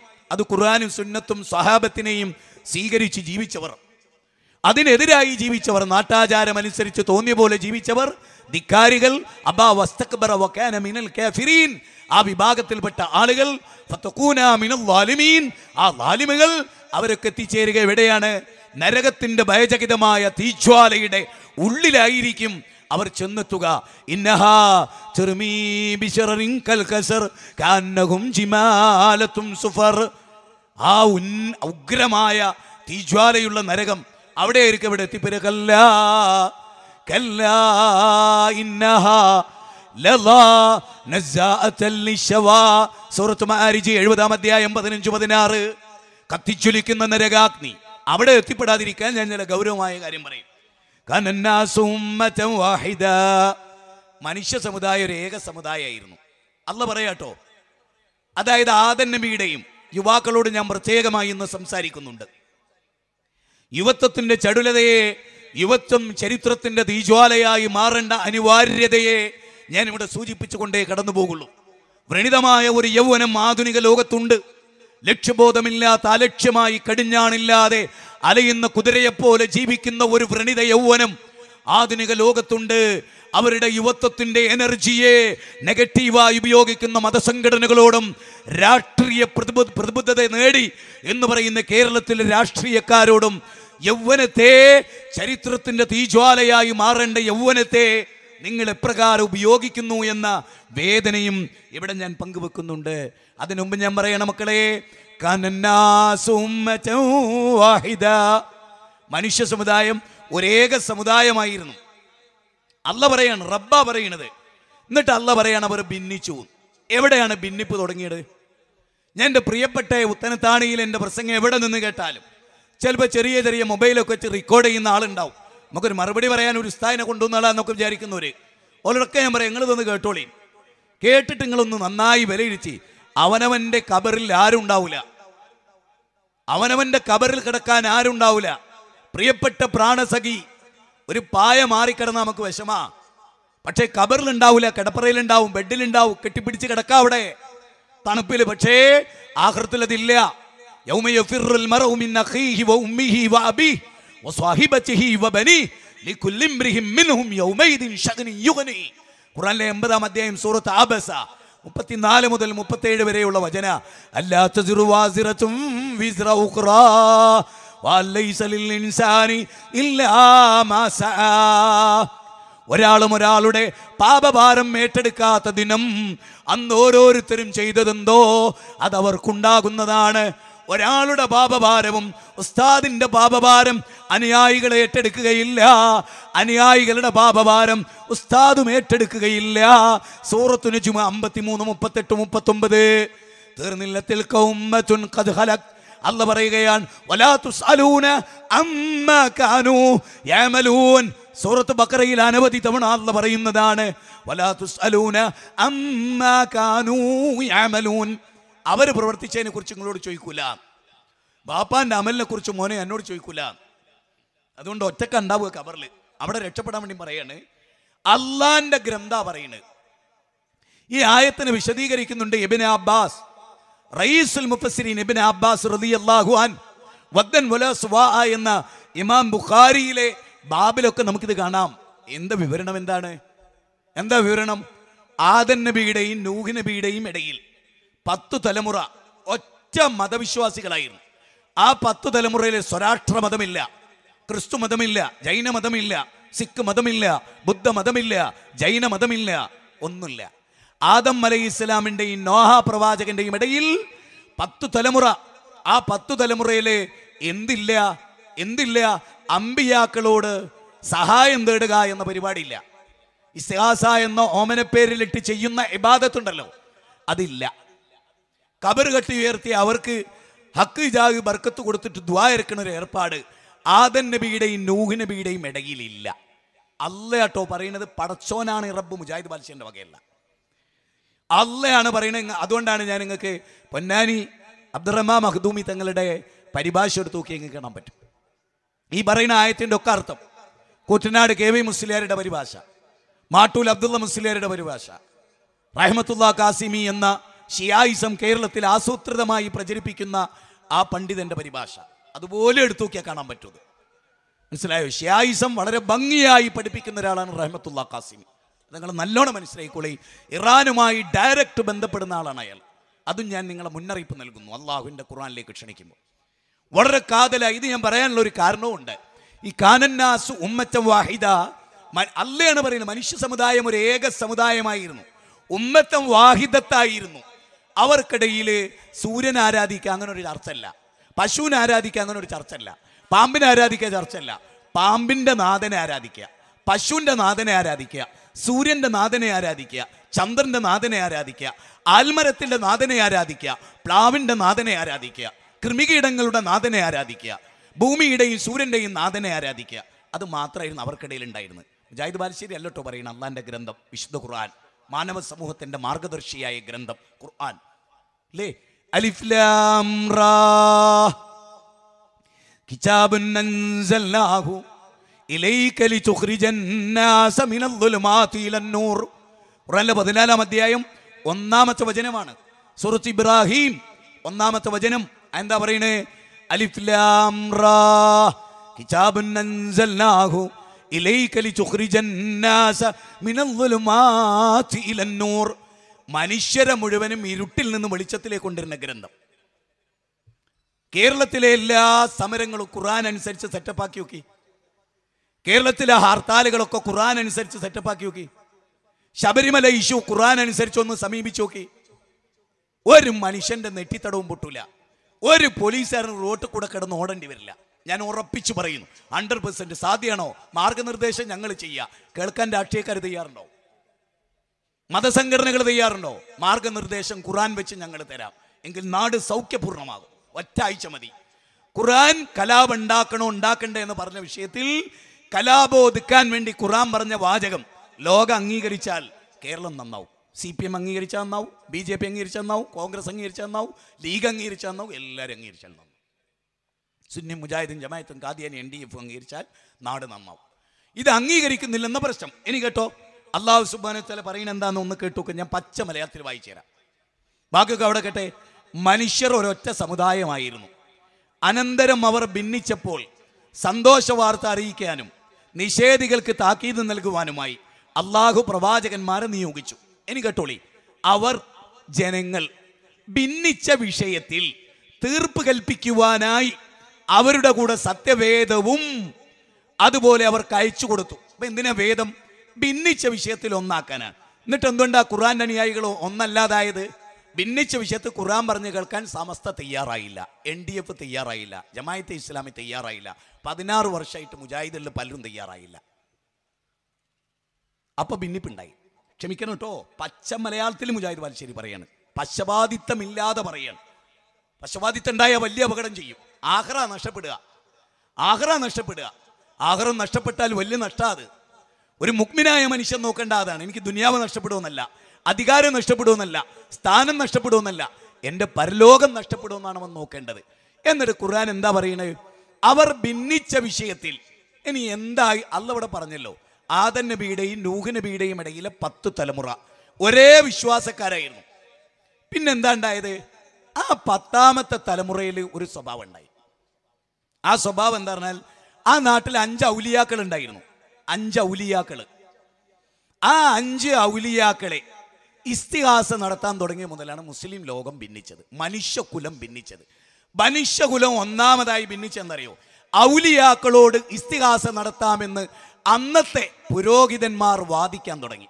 അന്ന് മുതലാണ് ലോകത്ത് മനുഷ്യർ ഭിന്നിച്ചു പോയത്. അത് ഞങ്ങൾക്ക് തെളിയിച്ചു തരും എന്ന് ഔലിയാക്കളെ വിളിച്ചു ദുആ ഇറക്കാൻ ആ കൗമ് തയ്യാറായോ, അന്നാണ് ലോകത്തിലെ പിളർപ്പ്. ആദ്യത്തെ പിളർപ്പ് ഔലിയാക്കൾക്ക് കഴിവുണ്ട്, അള്ള കൊടുത്ത കഴിവിൽ നിന്ന് ഔലിയാക്കളോട് ചോദിക്കാം എന്ന് ലോകത്താദ്യമായി അന്നത്തെ പുരോഹിതന്മാർ വാദിച്ചപ്പോ മനുഷ്യ സമുദായത്തിൽ ഭിന്നിപ്പുണ്ടായി. അള്ളാഹു ആട്ടോ പറയുന്നത്, മുജാഹിദ് ബാൽ ശരിയല്ല. ഞാനത് തെളിയിക്കുന്ന ഒരു ഖുർആനിക വചനം കൂടി പറയാം. 71-ാം അധ്യായം സൂറത്ത് നൂഹിൽ നിന്നാണ് ആ വചനം. ഖുർആനിലെ 71-ാം അധ്യായം. ഞാൻ എൻ്റെ വിഷയത്തിൻ്റെ മൗലിക പ്രാധാന്യമുള്ളൊരു മാറ്ററിലേക്ക് കടക്കുകയാണ് വേഗത്തിൽ. മൗലിക പ്രാധാന്യമുള്ള ഒരു മാറ്റർ. 71-ാം അധ്യായം ഖുർആനിലെ സൂറത്ത് നൂഹിൽ 28 ആയത്താണ് ഉള്ളത്. അത് നിങ്ങളിങ്ങനെ പരിശോധിച്ചാൽ കാണാൻ പറ്റും. നൂഹ് അലൈഹിസ്സലാം അവരോട് പറയാണ്, വദ്, സുവാ, യഹൂസ്, യഹൂക്ക്, നസ്ർ, അവർ 5 ആളും മഹാന്മാരാണെന്നുള്ള കാര്യത്തിൽ നൂഹ് നബിക്ക് എതിരെ അഭിപ്രായമല്ല, മുസ്ലിം ലോകത്തിനെതിരെ അഭിപ്രായമല്ല. കാരണം ഇബ്നു അബ്ബാസ് റളിയല്ലാഹു ആരാ? റയീസുൽ മുഫസ്സിരീൻ ഇബ്നു അബ്ബാസ് ആണ്. കേരളത്തിലെ KNMന്റെ പ്രസിഡന്റ് അല്ല ഇബ്നു അബ്ബാസ് റളിയല്ലാഹു. ഇബ്നു അബ്ബാസ് റളിയല്ലാഹു അൻഹു പറയുന്നത്, അന്ന് കേരള മുസ്ലിം ഐക്യ സംഘമില്ല, നിഷ്പക്ഷ സംഘമില്ല, നദുവത്തുൽ മുജാഹിദീൻ ഇല്ല, കേരള ജമിയത്തുൽ ഉലമയില്ല, ISM ഇല്ല, MGM ഇല്ല.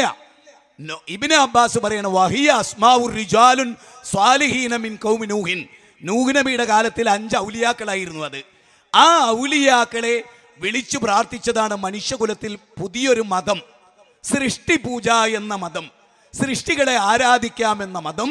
5 ഔലിയാക്കളെ, അല്ലാണ്ട് ഒരു സുപ്രഭാതത്തിൽ കരിങ്കല്ല് കൊത്തി വെച്ചിട്ട് ദേവേന്ദ്രൻ ആരാധന നടത്തിയിട്ടല്ല ലോകം ഭിന്നിച്ചത്.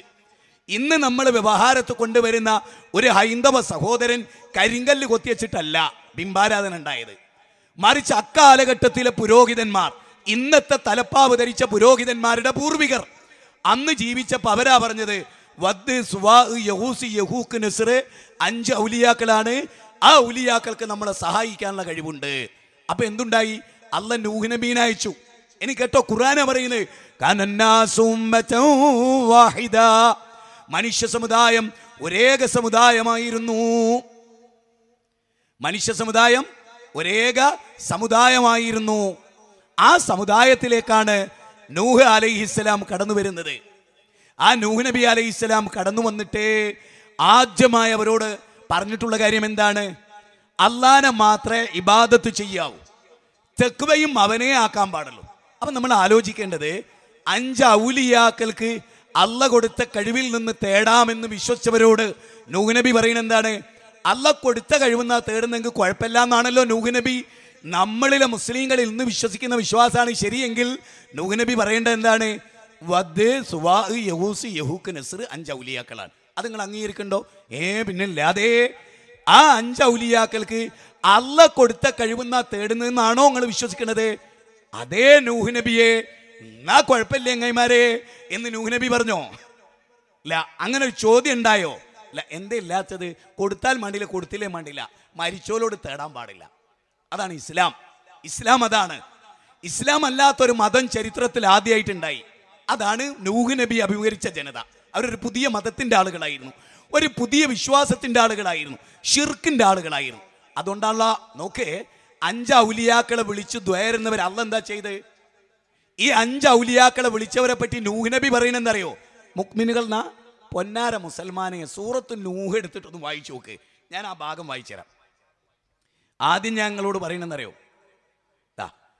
وقالوا لا تذرن آلهتكم ولا تذرن ودا ولا سواء ولا يغوث ويهوك ونسرا. അവർ പറഞ്ഞു നൂഹ് നബി അള്ളാനെ മാത്രമേ വിളിക്കാവൂ എന്ന് വയൽ പറഞ്ഞു. അപ്പൊ ആ കാലഘട്ടത്തിലെ പുരോഹിതന്മാർ ജനങ്ങളോട് പറയുന്നത് അറിയോ? റബ്ബ പറയുന്നത്, ജനങ്ങളെ നൂഹ് നബി ഭ്രാന്താ, ഓൻ ഔലിയാക്കളെ കുറ്റം പറയുന്നോനാ. ആര്?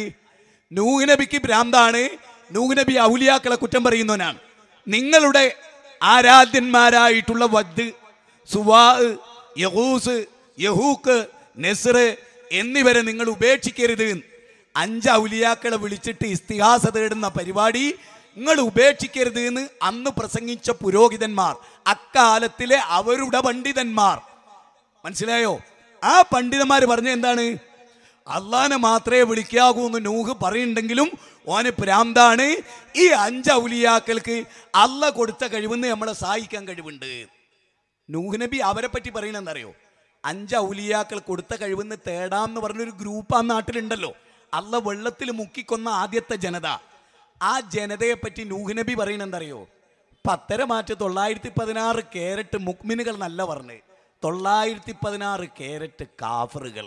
ഓല വിട്ടേക്കരുതേൻ. മുജാഹിദ് ബാലുശ്ശേരി അല്ല പറയണത്, ഷെയ്ഖുൽ ഇസ്ലാം ഇബ്നു തൈമിയ അല്ല പറയണത്, ഉമർ മൗലവി അല്ല പറയണത്, KP മുഹമ്മദ് മൗലവി അല്ല പറയണത്, അല്ല AP അബ്ദുൽ ഖാദർ മൗലവി അല്ല പറയണത്. നൂഹ് നബിയുമായി ബന്ധമുള്ള മുസ്ലിമെ ആലോചിക്ക്. നൂഹ് നബി എന്താ പറയണറിയോ? അതോട് കേട്ടോളി.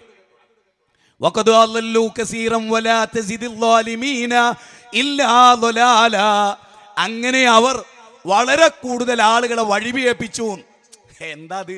എന്താ നൂഹ് നബി പറയണറിയോ? വദ്, സുവാ, യഹൂസ്, യഹൂക്ക്, നെസ്ർ ആ 5 ഔലിയാക്കളെ വിളിച്ചു പ്രാർത്ഥിക്കാമെന്ന് പഠിപ്പിക്കപ്പെടുക വഴി അള്ളാഹുവേ ഈ ജനത കൂടുതൽ ആളുകളെ പിഴപ്പിച്ചു എന്നാ പറയുന്നത്. ഹിദായത്തിലാക്കി എന്നല്ല, നന്നാക്കി എന്നല്ല, പിഴപ്പിച്ചു. അപ്പൊ ഔലിയാക്കളോടുള്ള ഇസ്തിഹാസ ഇസ്ലാമിക വിശ്വാസ പ്രകാരം പിഴവാണ്, ലാലിമുകളുടെ വിശ്വാസമാണ്, കാഫറുകളുടെ വിശ്വാസമാണ്. ഇനി കേട്ടോ. وقال نوح رب لا تذر على الأرض من الكافرين ديارا. നൂഹ് നബി പറയാണ്, എൻ്റെ രക്ഷിതാവേ, ഭൂമുഖത്ത് സത്യനിഷേധികൾക്കപ്പെട്ട ഒരൊറ്റ പൗരനെ ഇന്ന് വിട്ടേക്കരുതേ. നൂഹ് നബി അലൈഹിസ്സലാം പടച്ചോനോട് പറയണെന്തറിയോ? 5 ഔലിയാക്കളെ വിളിക്കണ ഒറ്റ കാഫിറിനെയും ഈ ഭൂമുഖത്ത് വെച്ചേക്കരുതേ. എന്നിട്ട് അള്ളാഹ് പ്രാർത്ഥന കേട്ടോ, ചിന്തിച്ചോളി, നല്ലോണം ചിന്തിച്ചോളി. ആഖിറത്ത് നഷ്ടപ്പെടുത്തണ്ട. ഹജ്ജും ഉംറയും ചെയ്തിട്ടൊന്നും ഒരു കാര്യമില്ല. അല്ലാത്തൊരു പടപ്പിനെ വിളിച്ചു ദുആയിരുന്നു. ഇത് ഖുർആനിലില്ല നിങ്ങൾ പറയും. ഇങ്ങനെ ഒന്നും ഖുർആനിലില്ല, ഇതല്ല ഖുർആനിലുള്ളത്, നിങ്ങളൊന്ന് പറഞ്ഞോളൂ. ഞാൻ ചോദിക്കുന്നത്, നൂഹ് നബി അലൈഹിസ്സലാം 5 ഔലിയാക്കളെ വിളിച്ച് പ്രാർത്ഥിച്ചവരെ അള്ളാന്റെ മുമ്പിൽ വെക്കണെന്നറിയോ? അല്ലാഹ് ആ 5 ഔലിയാക്കളോട് ഇസ്തിഹാസ നടത്തിയ കാഫിറുകളെ ഭൂമിയിൽ നീ വെച്ചേക്കരുതേ. അപ്പൊ ഔലിയാക്കളോട് ദുആ ഇറക്കുന്നവർ മുഅ്മിനാണോ കാഫിറാണോ? ഖുർആൻ വെച്ചിട്ടുള്ള ചോദ്യമാണ്. മുജാഹിദ് ബാലുശ്ശേരി ആരെയും കാഫിറാക്കല്ല. മുജാഹിദ് ബാലുശ്ശേരിക്ക് അതിന്റെ ബാധ്യതയല്ല, എന്നെ അള്ളാഹ് അതിനെ ഏൽപ്പിച്ചിട്ടില്ല. ഞാൻ പറയണതല്ല, ഖുർആനാണ് പറയണത്. എൻ്റെ വിഷയം എന്താ? ഖുർആൻ നമ്മെ വിളിക്കുന്നു, ഖുർആൻ നമ്മെ ജന്നത്തിലേക്ക് വിളിക്കുന്നു. ജന്നത്തിന്റെ താക്കോല് ലാ ഇലാഹ ഇല്ലല്ലാഹയാണ്. അത് ഖുർആൻ പറയുന്നത് എന്ത്? അത് മൗലികമായ വിഷയമാണ്. അവിടെയാണ്. എന്നിട്ട് നൂഹ് നബിയുടെ ദുആ അല്ല കേട്ടു. നൂഹ് നബിയെയും നൂഹ് നബിയോടൊപ്പം, അതാണ് തൊട്ട് താഴെ. കേട്ടോളൂ നിങ്ങൾ, തൊട്ട് താഴത്തെ വചനം, റബ്ബിഗ്ഫിർലി വലിവാലിദയ്യ വലിമൻ ദഖല ബൈതിയ മുഅ്മിനൻ വലിൽ മുഅ്മിനീന വൽ മുഅ്മിനാത്ത് വലാ തസിദുൽ ളാലിമീന ഇല്ലാ തബാറാ. ആ അധ്യായം അവസാനിക്കുകയാണ്. സൂറത്ത് നൂഹ് അവസാനിക്കണം എങ്ങനെ അറിയോ? എൻ്റെ രക്ഷിതാവേ, എൻ്റെ മാതാപിതാക്കൾക്കും എൻ്റെ വീട്ടിൽ വിശ്വാസികളായിക്കൊണ്ട് പ്രവേശിച്ചിട്ടുള്ള സത്യവിശ്വാസികൾക്കും സത്യവിശ്വാസിനികൾക്കും. ഇനി ഞാൻ ചോദിച്ചോട്ടെ, നൂഹ് നബിയുടെ വീട്ടിൽ പ്രവേശിച്ചിട്ടുള്ള സത്യവിശ്വാസിനി വിശ്വാസികൾ അതാരാ? 5 ഔലിയാക്കളെ വിളിച്ച് ദ്വയറുന്നവരല്ല. നൂഹ് നബി ദ്വയർക്കാണ് എന്ത്? 5 ഔലിയാക്കളെ വിളിച്ച് ഇസ്തിഹാസ നടത്തിയ ആ ടീമിനെ വെള്ളത്തിൽ മുക്കി കൊല്ലുന്ന്. ആര്? ഷെയ്ഖുൽ ഇസ്ലാം ഇബ്നു തൈമിയ നമുക്ക് പറയാ. അത് സമസ്തക്കാരോട് ദേഷ്യം ഉണ്ടായിട്ടാണ്. നൂഹ് നബി എന്ന നബിക്ക് എന്ത് ചെങ്ങന്മാർ, ആരോട് വെറുപ്പ്? ആ നൂഹ് നബി അലൈഹി ഇസ്ലാമിന്റെ ദുആ ആണ് ഞാൻ ഈ പറഞ്ഞ്. ആ ദുആയിൽ നൂഹ് നബിന്റെ വീട്ടുപ്രവേശകരറിയോ? അള്ളാനെ മാത്രം വിളിക്കുന്ന ഉറപ്പിച്ചവർ, അള്ളാഹുവിനോട് മാത്രമേ ഞങ്ങൾ തവക്കുൽ ചെയ്യൂ എന്ന് വിചാരിച്ചവർ, ജീവിതത്തിലുടനീളം പടച്ചുറപ്പിൽ തവക്കുൽ ചെയ്തവർ, അവരാണത്. അവിടെയാണ് ഞങ്ങളോട് പറയുന്നത്, മാനവകുലത്തിന്റെ ഭിന്നിപ്പ് അവസാനിപ്പിക്കാനാണ് നൂഹ് നബി അലൈഹിസ്സലാം വന്നത്, അള്ള വേദം നൽകുന്നത് എന്ന പച്ച സത്യത്തെ നാം ഹൃദയത്തിലെടുക്കേണ്ടതുണ്ട്. ഒന്നാമത്തെ കാര്യം അതാണ്. രണ്ടാമത്തെ കാര്യം വേഗം പറഞ്ഞു പോകണം. അപാരമായ തെളിവുകളിലൂടെയാണ് കടന്നു പോകുന്നത്, ചിന്തിക്കുന്നവർക്ക് കടന്നു പോകുന്നത്. ഞാൻ അത്ഭുതത്തോടു കൂടി വേറൊരു കാര്യം കൊണ്ട് ചോദിച്ചോട്ടെ. 1.25 ലക്ഷത്തോളം അംബിയാ മുർസലിങ്ങൾ ഭൂമുഖത്ത് ഭുജാതമായി എന്ന് പറയുന്നുണ്ടല്ലോ, ഉണ്ടല്ലോ. ആ നബിമാരിൽ ഏതെങ്കിലും ഒരാള് ഇന്ന് കേരളത്തിലെ മുസ്ലിം പണ്ഡിതന്മാർ പ്രസംഗിച്ച കണ്ടന്റ് ഉൾക്കൊള്ളുന്ന ഒരു പ്രസംഗം അവരാരെങ്കിലും ചെയ്തിട്ടുണ്ടോ? എന്ത് കണ്ടന്റ്? പുത്തനത്താണിക്കാർക്ക് അത്ഭുതം ഉണ്ടോ? എന്താ കണ്ടന്റ്? ഇങ്ങനെ പ്രസംഗിച്ച ഒരു നബീന്റെ പേര്. എങ്ങനെ പ്രസംഗിച്ച നബീന്റെ പേര്? അലവി സക്കാഫി പ്രസംഗിച്ച പോലെ, പേരോട് പ്രസംഗിച്ച പോലെ, സുലൈമാൻ സക്കാഫി പ്രസംഗിച്ച പോലെ ഒരു പ്രസംഗം നടത്തിയ നബീന്റെ പേര് ഞങ്ങൾക്ക് 2.5 മാസം തരാം. ഒരു നബീന്റെ പേര് തെരഞ്ഞു പിടിച്ച് നിങ്ങൾ എനിക്ക് തന്നാൽ മതി. ഏതെങ്കിലും ഒരു നബി ആ നാട്ടിൽ വന്നു. ആ നാട്ടിൽ വരുമ്പോൾ ആ സമൂഹം പല മഹാന്മാരെയും വിളിച്ചു പ്രാർത്ഥിച്ചവരാ. ആ നൂഹ് നബി ശരിക്ക് ക്ലിയർ ചെയ്ത്, ഓരോ പ്രവാചകനും തൗഹീദ് ശരിക്ക് ക്ലിയർ ചെയ്ത് പഠിപ്പിക്കാനാണല്ലോ വരുന്നത്. അങ്ങനെയാണെങ്കിൽ ഒരു പ്രവാചകൻ ആ പ്രവാചക ഓഡിയൻസിനോട് ഇങ്ങനെ പ്രസംഗിച്ചിട്ടുണ്ടോ? ഇത് നിങ്ങൾക്ക് അമ്പിയാക്കളെ വിളിക്കാം, മരിച്ചുപോയ ഔലിയാക്കളെ വിളിക്കാം, കുഴപ്പമില്ല, പക്ഷെ അവർ ഇലാഹാണെന്ന് വിശ്വസിക്കരുത്. അള്ള കൊടുത്ത കഴിവ് കൊണ്ട് ഇബ്രാഹിം നബിക്ക് സഹായിക്കാൻ കഴിയും എന്ന് വിചാരിച്ച് ഇബ്രാഹിം നബിനെ വിളിക്കാമെന്നായിരുന്നോ മൂസാ നബി? 100 കണക്കിന് സ്ഥലത്ത്, 300-ലധികം സ്ഥലത്ത് മൂസാ അലൈഹി ഇസ്ലാമിന്റെ പേരുണ്ട് ഖുറാനിൽ. മൂസാ അലൈഹി ഇസ്ലാമിന്റെ പേരുണ്ട് ഖുറാനിൽ. ഏറ്റവും കൂടുതൽ പേര് പറയപ്പെട്ട പ്രവാചകൻ മൂസാ അലൈഹി ഇസ്ലാമാണ്. 25 സ്ഥലത്ത് ഈസാ അലൈഹി ഇസ്ലാം, അല്ലെ 4 സ്ഥലത്ത് മുഹമ്മദ് നബി സല്ലല്ലാഹു അലൈഹി വസല്ലമയുടെ പേര്. എന്റെ ചോദ്യം, മൂസാ അലൈഹി ഇസ്ലാം ഇബ്രാഹിം നബിയുടെ ഹക്ക് ജാഹ് ബർക്കത്ത് കൊണ്ട് തേടാം എന്നൊരു മാറ്റർ മൂസാ അലൈഹി ഇസ്ലാം പ്രസംഗിച്ചു എന്ന് നിങ്ങളൊന്ന് തെളിയിക്കൂ. ഈസാ അലൈഹി ഇസ്ലാം വന്നിട്ട് മൂസാ നബിക്ക് അള്ള കൊടുത്ത 9 മുഅ്ജിസത്തിൽ നിന്ന് തേടാം. ഇസ്ലാമിക വിശ്വാസ പ്രകാരം എന്താ? മൂസാ നബി കഴിഞ്ഞിട്ട് വന്ന ആളാണ് ഈസാ അലൈഹി ഇസ്ലാം. ഈസാ അലൈഹി ഇസ്ലാം ശരിക്ക് പ്രസംഗിക്കേണ്ടത്, കേരളത്തിലെ മുസ്ലിം പണ്ഡിതന്മാരിൽ പലരും പ്രസംഗിക്കുന്ന പോലെ പ്രസംഗിക്കേണ്ടത് എന്താണ്? പൂർവകാല അമ്പിയാക്കൾ മരിച്ചുപോയി, സത്യമാണ്. പക്ഷെ ഓല് ഖബറിലുണ്ട്, അതും സത്യമാണ്. അവരോട് നമുക്ക് ചോദിക്കാം, ഇലാഹല്ല എന്ന വിശ്വാസത്തോടെ അള്ള കൊടുത്ത കഴിവിനാൽ കാണും, അള്ള കൊടുത്ത കഴിവിനാൽ കേൾക്കും, അള്ള കൊടുത്ത കഴിവിനാൽ സഹായിക്കും എന്ന് പ്രസംഗിച്ച ഒരു നബിയുടെ പേര് 2.5 മാസമല്ല 25 കൊല്ലം തരാ. മൂക്ക് കീപ്പിട്ടിട്ട് ഒരച്ചാലും ഒരു കിതാബ് നിങ്ങൾക്ക് കിട്ടില്ല. അങ്ങനെ ഒരു പ്രസംഗം. ഇത് ഇന്ന് കേരളത്തിലെ പണ്ഡിതന്മാർ, ഇന്ന് നമ്മൾ പലരും പറയുന്ന ആളുകളുണ്ടല്ലോ, ആ ആളുകൾ കേരള ജനതക്ക് പഠിപ്പിക്കുന്ന ഒരു വിശ്വാസം ഇസ്ലാമിൻ്റെതല്ല. അത് ഇസ്ലാമിൻ്റെ അല്ല. അത് നൂഹ് നബിയുടെ ആൻറ്റിയായി നിന്ന ആ വദ്, സുവാഹ്, യഹൂസ്, യഹൂക്ക് എന്ന 5 ഔലിയാക്കളോടുള്ള ഇസ്തിഹാസ വിട്ടുകളയരുത്. അത് നിങ്ങൾ ജീവൽഗന്ധിയാക്കണമെന്ന് പ്രസംഗിച്ച പുരോഹിതനുണ്ടല്ലോ, ആ പുരോഹിതനെ അടക്കം അള്ള വെള്ളത്തിൽ മുക്കി കൊന്നുകളഞ്ഞ്. ഗൗരവമായ പഠനത്തിന് വരേണ്ടതാണ്. മുസ്ലിം ഉമ്മത്ത് ഗൗരവമായി പഠിക്കുന്നില്ലെന്ന ദുഃഖം ഈ നൂറ്റാണ്ടിൻ്റെ തുടക്കത്തിൽ അറിയിക്കട്ടെ. ഇതൊരു പുതിയ നൂറ്റാണ്ടാണ്. ഇതൊരു 2000 പറഞ്ഞ് 19 കൊല്ലം കഴിഞ്ഞിട്ടേ ഉള്ളൂ. 19 കൊല്ലം കഴിഞ്ഞ നൂറ്റാണ്ട് പറഞ്ഞിട്ട് 24-ലാണ് മുജാഹിദ് പ്രസ്ഥാനത്തിൻ്റെ ഔദ്യോഗിക സംഘടന. നമ്മൾ 2002 തുടങ്ങി. ഈ നൂറ്റാണ്ടിൻ്റെ തുടക്കത്തിൽ തന്നെ നവോത്ഥാനം. അത് ശരിക്കുള്ളതാകണം എന്നാണ് ഞാൻ നിങ്ങളോട് പറയുന്നത്. ശരിക്കുള്ളതാകണം. അതിന് നമുക്ക് പറ്റിയ തെറ്റുകൾ തിരുത്തണം, ന്യൂനതക്കുറവുകൾ പരിഹരിക്കണം, അപാകതകൾ പരിഹരിക്കണം, കാഴ്ചപ്പാടുകളിൽ സംഭവിച്ച നയപരമായ കാര്യത്തിൽ സംഭവിച്ചതൊക്കെ തിരുത്തണം. അതിനുവേണ്ടി ഞാൻ ഒന്നുകൂടെ പറയട്ടെ. അള്ളാഹുവിൻ്റെ ഖുർആനിലെ ഒരു അത്ഭുതം കാണിച്ചു തരാം ഞാൻ നിങ്ങൾക്ക്. ഖുർആനിലെ 46-ാം അധ്യായം. ഓരോ അധ്യായത്തിലൂടെ കടന്നു പോകുമ്പോൾ അത്ഭുതങ്ങൾ തന്നെയാണ് ഖുർആൻ. അതെന്താണ്? 46-ാം അധ്യായം, അതിലെ 4-ാമത്തെ വചനം. 46-ാം അധ്യായം 4-ാമത്തെ വചനം. കുൽ, ചോദിക്കുക നബിയെ, പറയുക നബിയെ, കുൽ അറായിതും മാ തദഊന മിൻ ദൂനില്ലാ, അല്ലാഹുവിന് പുറമെ അവർ വിളിച്ചു പ്രാർത്ഥിക്കുന്ന മഹാന്മാരായ ആളുകളില്ലേ? അല്ലാണ്ട് ചോദ്യം കേട്ടോ, അല്ലയാണ് പറയണതെന്ന് മനസ്സിലാക്കണം. ഈ ആയത്തുകളൊക്കെ ഉദ്ധരിക്കുമ്പോൾ എന്നോടല്ല ദേഷ്യം, ഈ ഗ്രൂപ്പിനോടല്ല ദേഷ്യം, പടച്ചോനോടായിരിക്കണം നിങ്ങൾക്ക്. അങ്ങനെ ഉണ്ടെങ്കിൽ അല്ലയാണ് ചോദിക്കുന്നത്. അല്ലാഹുവിന് പുറമെ നിങ്ങൾ വിളിച്ചു ദുആ ഇറക്കുന്ന ആളുകളില്ലേ? അറൂനീ, നിങ്ങൾ എനിക്ക് കാണിച്ചു തരൂ. മാദാ, എന്തൊന്നാണ് ഖലഖൂ മിനൽ അർദ്, ഈ ഭൂമിയിൽ മൊയ്തീൻ ശൈഖ് സൃഷ്ടിച്ചത് എന്തൊന്നാണ്, അത് നിങ്ങൾ എനിക്ക് കാണിച്ചു തരണം. അള്ളാന്റെ വെല്ലുവിളി കേട്ടോ. മുഹമ്മദ് നബിയെ ചോദിക്കണം അവരോട്, ഇബ്രാഹിം നബിയെ വിളിച്ചു പ്രാർത്ഥിക്കുന്നവരോട്, ലാത്തയെ വിളിച്ചു പ്രാർത്ഥിക്കുന്നവരോട് ചോദിക്കൂ നബിയെ, എന്ത് ചോദിക്കൂ? അറൂനി മാദാ ഖലഖൂ മിനൽ അർള്, ഈ ഭൂമിയിൽ പടച്ചോന് പുറമെ അവർ സൃഷ്ടിച്ച എന്തൊന്നാണെന്ന് എനിക്ക് കാണിച്ചു തരൂ എന്നവരോട് പറയൂ നബിയെ. തീർന്നില്ല. അം ലഹും ശിർകും ഫിസ്സമാവാതി, ആകാശഭൂമികളിൽ വല്ല പങ്കാളികളും അല്ലാഹ്ക്ക് ഉണ്ടോ? അവരുടേതായ ഒരു പങ്കാളിത്തം പടച്ചോന്റെ കാര്യത്തിൽ ഉണ്ടായിട്ടുണ്ടോ എന്നും ചോദിക്കൂ നബിയെ. എന്നിട്ട് അല്ല പറയണെന്നറിയും, അല്ലല്ലാത്ത ഔലിയ അമ്പിയാക്കളെ അഥവാ അമ്പിയ ഔലിയാക്കളെ ഇസ്തിഹാസ തേടാൻ വല്ല തെളിവും പൂർവമായ ഗ്രന്ഥത്തിൽ എവിടെങ്കിലും ഉണ്ടെങ്കിൽ ഒന്ന് കൊണ്ടുവരാൻ പറ. ഇനി നിങ്ങൾ ശരിക്കും ഉണർന്ന് മനസ്സിലാക്കേണ്ട ഒരു പോയിന്റോട് പറയാം. അള്ളാന്റെ വെല്ലുവിളി എന്താ അറിയോ?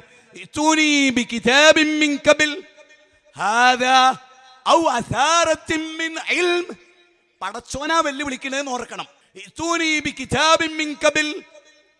പൂർവ ഗ്രന്ഥത്തിൽ എവിടെങ്കിലും, ലോകത്ത് ഏതെങ്കിലും ഒരു ഗ്രന്ഥത്തില് അല്ലല്ലാത്തോലോട് ഇസ്തിഹാസ നടത്താൻ തെളിവുണ്ടെങ്കിൽ നിങ്ങളൊന്ന് കൊണ്ടുവരീന്ന് പറയുന്ന ആരറിയോ? മുജാഹിദ് പ്രസ്ഥാനത്തിന്റെ നേതാക്കന്മാർ. കിതാബ് ദാ അൽ ബിദായത്തു വന്നിഹായ പിടിച്ചോ എന്ന് പറയാൻ അള്ളാനോടാണ് വെല്ലുവിളി. പടച്ചോനാ വെല്ലുവിളിച്ചേ. ആ പടച്ചോൻ ചോദിക്കണമെന്നറിയോ? അറിവിന്റെ വല്ല തുണ്ടവും വെച്ചിട്ടാണോ കാച്ചി അല്ല ചോദിക്കണേ. ഈ പുരോഹിതന്മാരോട് അള്ളാന്റെ ചോദ്യം എന്നറിയോ? അല്ലല്ലാത്ത മമ്പർന്നങ്ങളെ വിളിക്കാന്നുള്ളത് വല്ല കിതാബും നോക്കി പറയാ കുഞ്ഞുമോനെ, വല്ല ഇൽമുണ്ടായിട്ട് പറയാ ജി തട്ടി വിടുകല്ലേന്ന്. പടച്ചോന്റെ ചോദ്യം ആഭാര ചോദ്യ. അപ്പൊ ഞാൻ നിങ്ങളോട് പറയുന്ന ഒരു പുതിയ വിശേഷമായിട്ട് കരുതണ്ട, പക്ഷെ ചിലർക്കൊക്കെ പുതിയ വിശേഷമായിട്ട് തോന്നും. ഈ അള്ളാന്റെ പ്രയോഗം എന്താ? ഖുർആൻ 1400 വർഷങ്ങൾക്ക് മുമ്പാണല്ലോ ഈ ആയത്ത്. 46-ാം അധ്യായത്തിൽ ഈ 4-ാമത്തെ ആയത്ത് 1400 വർഷങ്ങൾക്ക് മുമ്പ് മക്കയിലും മദീനയിലായിട്ട് അവതരിച്ചാണല്ലോ. ഇത് മക്കിയായ സൂറത്താണ്, മക്കയിൽ അവതരിച്ചതാണല്ലോ. എൻ്റെ ചോദ്യം നിങ്ങളൊന്ന് ആലോചിക്ക്. പൂർവ്വവേദങ്ങളിൽ ഒരിടത്തും അല്ലല്ലാത്തോൽ ആരാധിക്കും. അപ്പൊ കഴിഞ്ഞ ദിവസം ഒരു മാനവ മൈത്രി സമ്മേളനം നടന്നു നിലമ്പൂരിന്റെയും വണ്ടൂരിന്റെയും ഇടക്ക്. അവിടെ പള്ളിയിൽ അച്ഛൻ വന്നിരുന്നു, ഒരു ജോൺസൺ, ഫാദർ ജോൺസൺ. ഈസാ നബിയെ വിളിച്ച് ദുആ ഇറക്കാം, പ്രാർത്ഥിക്കാം എന്ന ആശയമാണല്ലോ ക്രിസ്തു മതത്തിന്റെ ആശയം. ഞാൻ അവിടെ നിന്നുകൊണ്ട് ഉറച്ചു പറഞ്ഞു, ബൈബിളിൽ അങ്ങനെ ഒരു ആശയമില്ല. എനിക്ക് പറയാൻ ധൈര്യം കിട്ടിയ ഈ ഖുർആന്റെ വചന. ഈ ഖുർആനിന്റെ വചനം എന്താ പറയണറിയോ? ഏത് കൈകടത്തിയ ബൈബിൾ ആയിക്കോട്ടെ, കൈകടത്തിയ ഋഗ്വേദോ സാമവേദോ അഥർവവേദോ യജുർവേദോ അതല്ലെങ്കിൽ ഈശാവാസുപനിഷത്തോ ബൃഹദാരണ്യപനിഷത്തോ മുണ്ടകോപനിഷത്തോ കടോപനിഷത്തോ ശ്വേതാശ്വേതരോപനിഷത്തോ ശ്രുതികൾ സ്മൃതികൾ ആരണ്യകങ്ങൾ എന്തോ ആവട്ടെ, അതിലൊരിടത്തും അല്ലല്ലാത്തോൽ ആരാധിക്കാനുള്ള ഒരു തുണ്ട് തെളിവ്, ബ്രിങ് ദ എവിഡൻസ്, കൊണ്ടുപാടോ ഇല്ല എന്നാ അള്ള പറയുന്നത്. അതുകൊണ്ടാ ഫൈസൽ മുസ്ലിയാരെയും മൊയ്ലിയാരോട് എന്ത് പറഞ്ഞത്? മൊയ്ലിയാരെ, ലോകത്തെ എഴുതിയ ഒരു കിതാബിലും മുഹമ്മദ് നബീനോട് ദ്വേർക്കാന്നുള്ളതിന് തെളിവ് കാണൂല മൊയ്ലിയാരെ. അത് ഈ ചങ്കൂറ്റത്തിന്റെ പുറത്താ പറഞ്ഞേ, അല്ലാണ്ട് വെറുതെ ബടായി പറഞ്ഞല്ല. കൊണ്ടുവരാൻ കഴിഞ്ഞില്ലല്ലോ. കൊണ്ടുവന്ന് തന്നെ എന്തായിരുന്നു? ഞാനിത് പറയുമ്പോൾ ഒരു കാര്യം നമ്മൾ സവിശേഷമായിട്ട് ഓർക്കണം. അതെന്താന്ന് വെച്ചാൽ, ഞാനിവിടുത്തെ പാപം പിടിച്ച് സമസ്തക്കാരോട് മനസ്സ് തട്ടി മക്കളെ, പൊന്നാര മക്കളെ, അല്ല എന്താ പറയണറിയോ? ഒരു കിതാബിലോ അല്ലല്ലാത്തോലെ വിളിക്കാൻ തെളിവില്ല. മാത്രമല്ല പടച്ചോൻ 23-ാം അധ്യായം 117-ാമത്തെ വചനത്ത് പറയുന്നതറിയോ? അത് കേട്ടിട്ട് നമുക്കിതിനെ വിവരിക്കാം. ഖുർആനാണല്ലോ നമ്മുടെ വിഷയം തന്നെ. ഖുർആൻ, ഞാൻ ഖുർആനിലൂടെ മാത്രങ്ങൾ വിളിക്കുക. അള്ളാന്റെ ഗ്രന്ഥം 23-ാമത്തെ വചനം വല്ലാത്തൊരു വചന. പക്ഷെ എന്തോ നമ്മൾ പഠിച്ചില്ലല്ലോ സുഹൃത്തുക്കളെ. ആത്മാർത്ഥമായി ഞാൻ പറയാൻ, ഖൈറുക്കും മൻ തഅല്ലമൽ ഖുർആന വഅല്ലമഹു, അല്ലേ? അൽ ഖുർആനു റബീയ ഖൽബി, എൻ്റെ ഹൃദയത്തിന്റെ വസന്തം ഖുർആനാണ്. എൻ്റെ ഹൃദയത്തിന്റെ വസന്തം ഖുർആനാണ്. ഖുർആനാണ് എൻ്റെ ജീവൽ ഗന്ധി. ഇന്ന ഹാദൽ ഖുർആന യഹ്ദീ ലില്ലതി ഹിയ അഖ്വം. 15-ാം അധ്യായം 9-ാമത്തെ വചന. ഏറ്റവും ചൊവ്വായതിലേക്ക് നയിക്കുന്ന ഗ്രന്ഥം. അത് കേട്ടോ. വമൻ യദൂ മഅല്ലാഹി ഇലാഹൻ ആഖറ ലാ ബുർഹാന ലഹു ബിഹി ഫഇന്നമാ ഹിസാബുഹു ഇൻദ റബ്ബി ഇന്നഹു ലാ യുഖ്ലിഫുൽ കാഫിറൂൻ. ഈ ആയത്ത് അനുസരിച്ച് വായിച്ചാൽ എന്താ മനസ്സിലായോ? കേട്ടോളി. വല്ലവനും അള്ളാഹുവിനോടൊപ്പം, നല്ലോണം കേട്ടണം, എങ്ങനെ? അള്ളാഹിനോടൊപ്പം മഗ്‌രിബിന് ചെലൂർ പള്ളിയിൽ അള്ളാഹിനെ വിളിക്കുക, മഗ്‌രിബിന് ശേഷം മൊയ്തീൻ ഷെയ്നെ വിളിക്കുക. അള്ള പറയുന്ന വാചകം കേട്ടോ. മഗ്‌രിബിന് അള്ളാഹിനെ വിളിക്കുക, ബാങ്കിൽ അള്ളാഹിന, നിസ്കാരത്തിൽ അള്ളാന, നിസ്കാരം കഴിഞ്ഞാൽ 1000 വട്ടം മൊയ്തീൻ ശൈഖിനെ. പിന്നെ ഞാൻ പറഞ്ഞ കുട്ടനാടിനെ മണുങ്ങലും കുത്താറാത്തി. പണ്ടത്തെ പോസ്റ്റർ തന്നെ അത് വെക്കണമെന്ന് ഞാൻ നാട്ടുകാരോട് പറഞ്ഞു. ഈ നാട്ടിൽ വെക്കേണ്ടതുണ്ട്.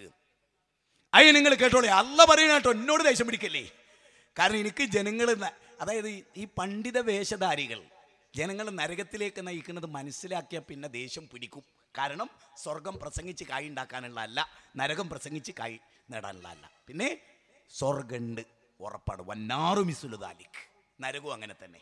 റസൂല പറയുന്നത്, ജീവിതത്തിൽ ഒരിക്കലും കള്ളം പറയാത്ത ഹബീബായ മഹാനായ റസൂലുള്ളാഹി പറയുന്നത്, നരകവും അന്നാറു ഹഖ്കുൻ അൽ ജന്നത്തു ഹഖ്കുൻ, സ്വർഗം സത്യമാണ്, നരകവും സത്യമാണ്. ആരാ പറയുന്നത്? ആര് നിങ്ങളെ ചതിച്ചാലും ഞാൻ നിങ്ങളെ ചതിക്കുകയില്ല. ആര് നിങ്ങളോട് കള്ളം പറഞ്ഞാലും ഞാൻ നിങ്ങളോട് കള്ളം പറയില്ല എന്ന് പറഞ്ഞ നബി. അതേ റസൂലുള്ളാഹി പറയാണ്, എന്ത് കൈപ്പേറിയ അനുഭവങ്ങളാണെങ്കിലും കള്ളം പറയല്ലേ, കള്ളം പറയല്ലേ. അതുപോലെ വക്കൂനൂ മഅസ്വാദിഖീൻ, സത്യം പറയുന്നവരോടൊപ്പം നിൽക്ക്.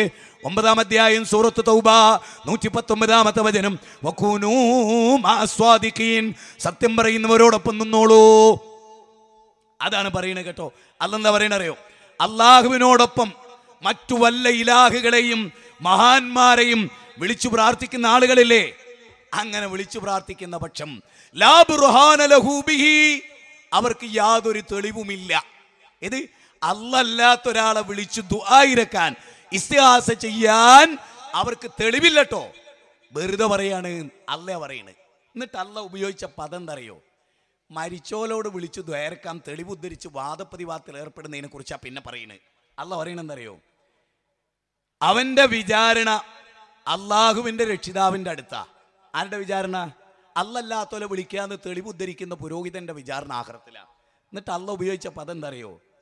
ഇന്നഹു ലാ യുഖ്ലിഫുൽ കാഫിറൂൻ. മൊയ്തീൻ ഷൈനെ വിളിക്കാന്ന് പറഞ്ഞ് വാദിക്കുന്ന ആ സത്യനിഷേധി ഉണ്ടല്ലോ, ഓൻ ജയിക്കൂല. ആണല്ലോ മുജാഹിദുകളോട് ഒരൊറ്റ വാദപ്രതിവാദത്തിൽ ഈ KP സുന്നൽ ജയിക്കാത്ത, ഒരൊറ്റ വാദപ്രതിവാദത്തിൽ നിങ്ങൾ ജയിക്കാത്ത എന്തുകൊണ്ടാണ്? അല്ല പറഞ്ഞുകൊണ്ട്, ഞങ്ങളെ പവർ കൊണ്ടല്ല, റബ്ബാ പറയുന്നത്. അല്ലല്ലാത്തവരെ വിളിച്ചു ദ്വേർക്കാൻ തെളിവ് ഉദ്ധരിക്കുന്നവൻ ജയിക്കൂലടോ. ഇത് അള്ളാന്റെ ഖുർആനിലുള്ള, പടച്ചോന്റെ ഖുർആനില്. ആലോചിക്കണം എന്നാ പറയുന്നത്, ചിന്തിക്കണം എന്നാ പറയുന്നത്. ഇനി നമ്മൾ ചിന്തിക്കാം. ഒരു കിതാബിലും അല്ലല്ലാത്തവരെ വിളിക്കാൻ തെളിവ് ഉദ്ധരിക്കാൻ കഴിയില്ല. മനുഷ്യന്റെ കൈകടത്തിൽ ഉണ്ടായെടുത്ത് പോലും കാണാൻ പറ്റില്ല. നിങ്ങൾ ദുർവ്യാഖ്യാനിക്കാതെ, നിങ്ങൾ കൂട്ടി മാട്ടാതെ. ഇനി നിങ്ങൾ ആലോചിച്ച് നോക്ക്. ഇബ്രാഹിം നബി അലൈഹി ഇസ്ലാമിനെ പറ്റി അല്ല പറഞ്ഞപ്പോൾ ഖുർആനാ പറയുന്നത് 60-ാം അധ്യായം സൂറത്ത് മുംതഹന 4-ാമത്തെ വചനം, ഖദ് കാനത് ലക്കും ഉസ്വത്തുൻ ഹസനത്തുൻ ഫീ ഇബ്രാഹിം. ഇബ്രാഹിം നബി അലൈഹി ഇസ്ലാമിൽ ഉത്തമമായ മാതൃക. ആ ഇബ്രാഹിം നബി അലൈഹി ഇസ്ലാം നമ്മൾ ശരിക്ക് ചിന്തിക്കേണ്ടതാണ്. അങ്ങ് ബഗ്ദാദിലെ 400 കിലോമീറ്റർ അകലെ അന്നാസുരിയ പട്ടണം, അന്നാസിറിയ പട്ടണത്തിന്റെ തെക്ക് ഭാഗത്ത് 10 കിലോമീറ്റർ പോയാൽ ഊർ പട്ടണം ഇന്നും കാണാം. എന്ത്? അന്നാസിറിയ പട്ടണത്തിന്റെ തെക്ക് ഭാഗത്ത് 10 കിലോമീറ്റർ പോയാൽ ഊർ പട്ടണം ഇന്നും കാണാം. സഹോദരിമാരെ, സഹോദരന്മാരെ, ഇബ്രാഹിം നബി അലൈഹി ഇസ്ലാം അവിടുന്ന് യാത്ര പോവുകയാണ്. വെറുതെ പോയതല്ല, ബാപ്പാന്റെ കൂടെയായിരുന്നു ജീവിതം. അള്ളാനെ മാത്രമേ വിളിക്കാവൂ, അള്ളാഹിനോട് മാത്രമേ ദുആ ഇറക്കാകൂ. ഇതായിരുന്നു ഇബ്രാഹിം നബിയുടെ സന്ദേശം. സത്യത്തിൽ ഞാൻ ചിന്തിക്കാറുണ്ട്, അപ്പം ബാപ്പാ മക്കൾ എന്നൊക്കെ പറയുമ്പോൾ ഒരു ബന്ധം നിങ്ങൾക്കറിയാം. യാ ബത്തി യാ ബത്തി യാ ബത്തി യാ ബത്തി യാ ബത്തി. ഖുർആനിലെ 19-ാം അധ്യായം 41, 42, 43, 44, 48 വരെയുള്ള വചനം. യാ ബത്തി, എൻ്റെ പ്രിയപ്പെട്ട ഉപ്പ, എൻ്റെ പ്രിയ അച്ഛ, എൻ്റെ പൊന്ന് അച്ഛ. അതാണ് ഇബ്രാഹിം നബി വിളിച്ചത്. ക്ഷേത്രത്തിലെ പൂജാരിയായ, ബിംബ നിർമ്മാതാവായ, ബിംബാരാധകനായ ആസറിനോട് യാ ബത്തി, എൻ്റെ പൊന്നുപ്പ, ലിമ തഅബുദു മാ ലാ യസ്മഉ വലാ യുബ്സിറു വലാ യുഗ്നി അൻക ശൈആ. എത്ര ഗൗരവാണല്ലേ. ആ ഇബ്രാഹിം നബിയോട് ബാപ്പ പറഞ്ഞ എന്താ? മോനെ, ഈ മഹാന്മാരായ ആളുകൾ പടച്ചോൻ കൊടുത്ത കഴിവുകൊണ്ട് സഹായിക്കുന്ന വിചാരിക്കണേ. ആ, അതിൽ തെറ്റില്ല ബാപ്പ, അത് പറയാൻ വന്ന ആളാ ഞാൻ എന്ന് പറഞ്ഞു ഇബ്രാഹിം നബി അലൈഹി ഇസ്ലാം. ഞാൻ നിങ്ങളോട് ചോദിക്കണം, എൻ്റെ പ്രിയപ്പെട്ട സമസ്തക്കാരെ, നിങ്ങൾക്ക് ഗൗരവം മനസ്സിലാവുണ്ടോ? ഒരു നബി വന്നിട്ട് ഒരിക്കൽ പോലും പ്രസംഗിക്കുന്നില്ല. എന്ത്? ഇന്ന നബിക്ക് അള്ള കൊടുത്ത കഴിവിൽ നിന്ന് തേടാന്ന്. അത് അത്ഭുതല്ലേ? നേരെ മറിച്ച് സമസ്തയിൽ ഏതെങ്കിലും ഒരു പണ്ഡിതൻ ഇത് പറയാത്തുണ്ടോ? അതാലോചിച്ച് നോക്ക്. അപ്പൊ നിങ്ങൾ ആരാ, ഏത് മതത്തെയാണ് പ്രതിനിധാനം ചെയ്യുന്നത്? ഇത് ഗൗരവമായി ചിന്തിക്കേണ്ടതാണ്. ഇത് സാധാരണക്കാരോടല്ലോ, സമസ്തയിൽപ്പെട്ട സാധാരണക്കാരെ. നിങ്ങൾക്കൊരു ഹൃദയത്തിൽ നിങ്ങൾ ഇതൊക്കെ ശരിയാണെന്ന് മനസ്സിലാക്കി വെച്ചിരിക്കുകയാണ്. കാരണം നിങ്ങൾ ഉസ്താദിൽ നിന്ന് ഒരു ഖുർആൻ വചനം നിങ്ങൾ കേൾക്കണില്ല, ഒരു ഹദീസ് നിങ്ങൾ നേരിട്ട് വായിക്കുന്നില്ല. നിങ്ങൾ അന്ധമായി വിശ്വസിച്ചിരിക്കുകയാണ്. ആ അന്ധമായ വിശ്വാസത്തിന് ഈ പരിപാടി എന്തിനാ? ഈ പരിപാടി ജനങ്ങൾക്ക് കാര്യം വ്യക്തമാകാനാണ്. അല്ലാതെ നോക്ക്, ആർക്കും ഒന്നും മനസ്സിലായില്ല. അതിന് നമ്മൾ ആളല്ലാന്ന് എന്താ പറയണ? പുത്തൻതാണിയിലെ പ്രസംഗ ഹക്കും ബാത്തിലും ഇങ്ങോട്ട് വേർതിരിഞ്ഞ്. അല്ലെങ്കിൽ പിന്നെ ഞാൻ ഈ ഓടി എടുക്കണേ വല്ല കാര്യമുണ്ടോ? തുണിയും കുപ്പായിട്ട് എടുക്കണേ? ഇങ്ങോട്ട് വ്യക്തമായി ഞങ്ങൾക്ക് ഇങ്ങോട്ട് കാര്യം ബോധ്യായി. അങ്ങനെ ബോധ്യായിട്ട് ഇന്ന് രാത്രി കിടക്കുമ്പോൾ സ്വർഗത്തിലേക്കുള്ള വഴി തിരഞ്ഞെടുക്കാൻ ഒരു വ്യക്തിക്ക് സാധിക്കണം. അല്ലെ പ്രസംഗത്തിന് എന്താ അത്ഭുതം എന്ന് ആലോചിച്ച് നോക്കിക്കേ. ഖുർആൻ ഇബ്രാഹിം നബി അലൈഹിസ്സലാം ഊർപട്ടണത്തിൽ നിന്ന് യാത്ര തുടങ്ങുകയാണ്. എപ്പോ തുടങ്ങിയെന്നറിയോ? അർജുമന്നക വഹ്ജുർനി മലിയാ. ഇബ്രാഹിം, ഏകനായ പടച്ചോനെ വിളിക്കുക എന്നുള്ള എൻ്റെ സിദ്ധാന്തം ഉണ്ടല്ലോ, ഞാൻ അംഗീകരിക്കില്ല. സൃഷ്ടികളെ ആരാധിക്കുക എന്നുള്ളിടത്താണ് ഞാനുള്ളത്. മഹാന്മാർക്ക് അള്ള കൊടുത്ത കഴിവുകൊണ്ട് തേടാന്നുള്ളിടത്താണ് ഞാനുള്ളത്. ഇബ്രാഹിം നബീൻ്റെ ഉപ്പാന്റെ വയല. ഇവിടെ ഹക്ക ആരുടെ കൂടെ എന്നുള്ളതാണ് വിഷയം. അതിതാ ഇങ്ങനെ കുറെ ആളുകൾ അല്ലാറിഞ്ഞപ്പോൾ ഞങ്ങൾ പറഞ്ഞു, ഇൻഷാ അല്ലാഹ് TP നിങ്ങൾ നമ്മളെ നേതാവ് തന്നെ അൽഹംദുലില്ലാഹ് തൽക്കാലം നമുക്കൊന്ന് മാറിക്കേണ്ടി വരുമെന്ന്. മാറിക്കേണ്ടി വരുമെന്ന് പറയുന്നതിന് മുമ്പേ മാറിക്കോ പറഞ്ഞു. ചാടിക്കോ എന്നാ പറഞ്ഞേ. ചാടി രക്ഷപ്പെട്ട് അൽഹംദുലില്ലാഹ് രക്ഷപ്പെട്ടു പോകുന്നില്ലേ? ഹക്ക് വിളിച്ചു പറയാൻ എത്ര ഒരു ധൈര്യം, ഇത്ര ഒരു തുറവി വേറൊരു കാലഘട്ടത്തിൽ കിട്ടിയിട്ടുണ്ടാവും. അതുകൊണ്ട് ഞാൻ എല്ലാവരോടും പറയാണ്, അള്ളാന്റെ ഖുർആൻ പറയുന്ന ഒരു വാചകങ്ങൾ ശരിക്കും ശ്രദ്ധിച്ചോളണം. പടച്ച തമ്പുരാൻ പറയുന്ന ആ ഇബ്രാഹിം അലൈഹിസ്സലാം 25,000 കിലോമീറ്റർ യാത്ര പോയ ആളാ. ഏകനായ റബ്ബിനെ മാത്രമേ വിളിക്കാവൂ എന്ന് പറഞ്ഞിട്ട് ആ യാത്ര, ഏകനായ റബ്ബിനെ മാത്രമേ വിളിക്കാൻ പാടുള്ളൂ പറഞ്ഞിട്ട് ആട്ടി ഓടിക്കപ്പെട്ടിട്ടാണ് ആ യാത്ര. പക്ഷെ കഴിഞ്ഞ 2 ആഴ്ചകൾക്ക് മുമ്പ് ഈരാറ്റുപേട്ടയിൽ നിന്ന് തൊപ്പിയിട്ടൊരു ഉസ്താദ് യാത്ര പോവുകയാണ്. എന്തിനെന്നറിയോ? ഇബ്രാഹിം നബിന്റെ മില്ലത്ത് പിൻപറ്റിയിട്ടല്ല, ഈരാറ്റുപേട്ടയിൽ നിന്ന് കാഞ്ഞങ്ങാട്ടേക്ക്. എവിടെ? ഈരാറ്റുപേട്ടയിൽ നിന്നൊരു കിതാബുമായി അള്ള വിളിച്ച വെല്ലുവിളി എന്താ?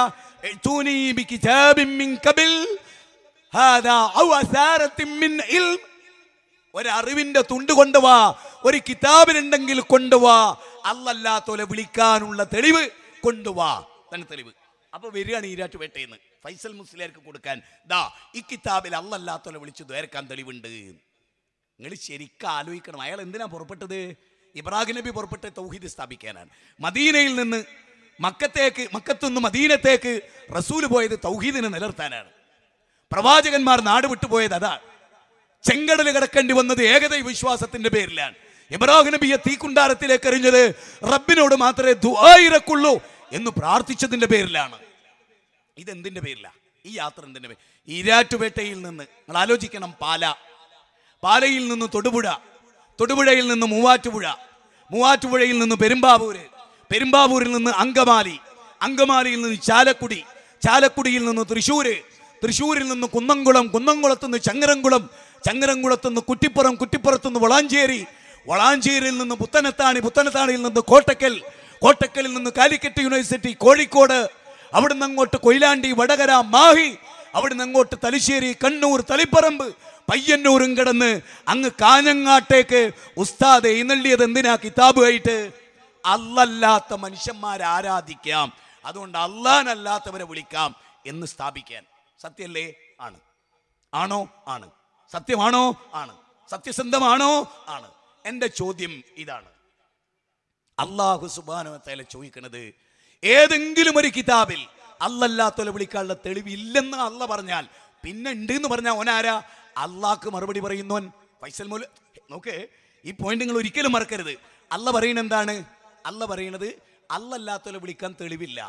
ഖുർആനിലെ 23-ാം അധ്യായം 117 അല്ല തെളിവില്ലാറുണ്ട്. മൊയ്ലിയാർ പറയാ തെളിവുണ്ട്. വായു തന്നതല്ല, വെള്ളം തന്നതല്ല, സൃഷ്ടിച്ചതല്ല, നാവ് തന്നതല്ല. വഫീ അൻഫുസിക്കും അഫലാ തുബ്സിറൂൻ. സ്വന്തം മോനെ, നിന്റെ ശരീരം തന്നെ അത്ഭുതങ്ങളുടെ കലവറയല്ല മോനെ. അന്നേരം അല്ല ചോദിക്കുന്ന ഒരു ചോദ്യം എന്താ അറിയോ? പുത്തനതാണിക്കാരൊക്കെ ആവർത്തിച്ച് ചോദിക്കണ്ട.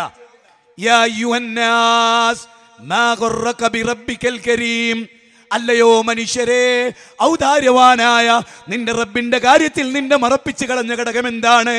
അല്ലദീ ഖലഖക ഫസവ്വാക ഫഅദലക ഫീ അയ്യി സൂറത്തിൻ മാ ശാഅ റക്കബക.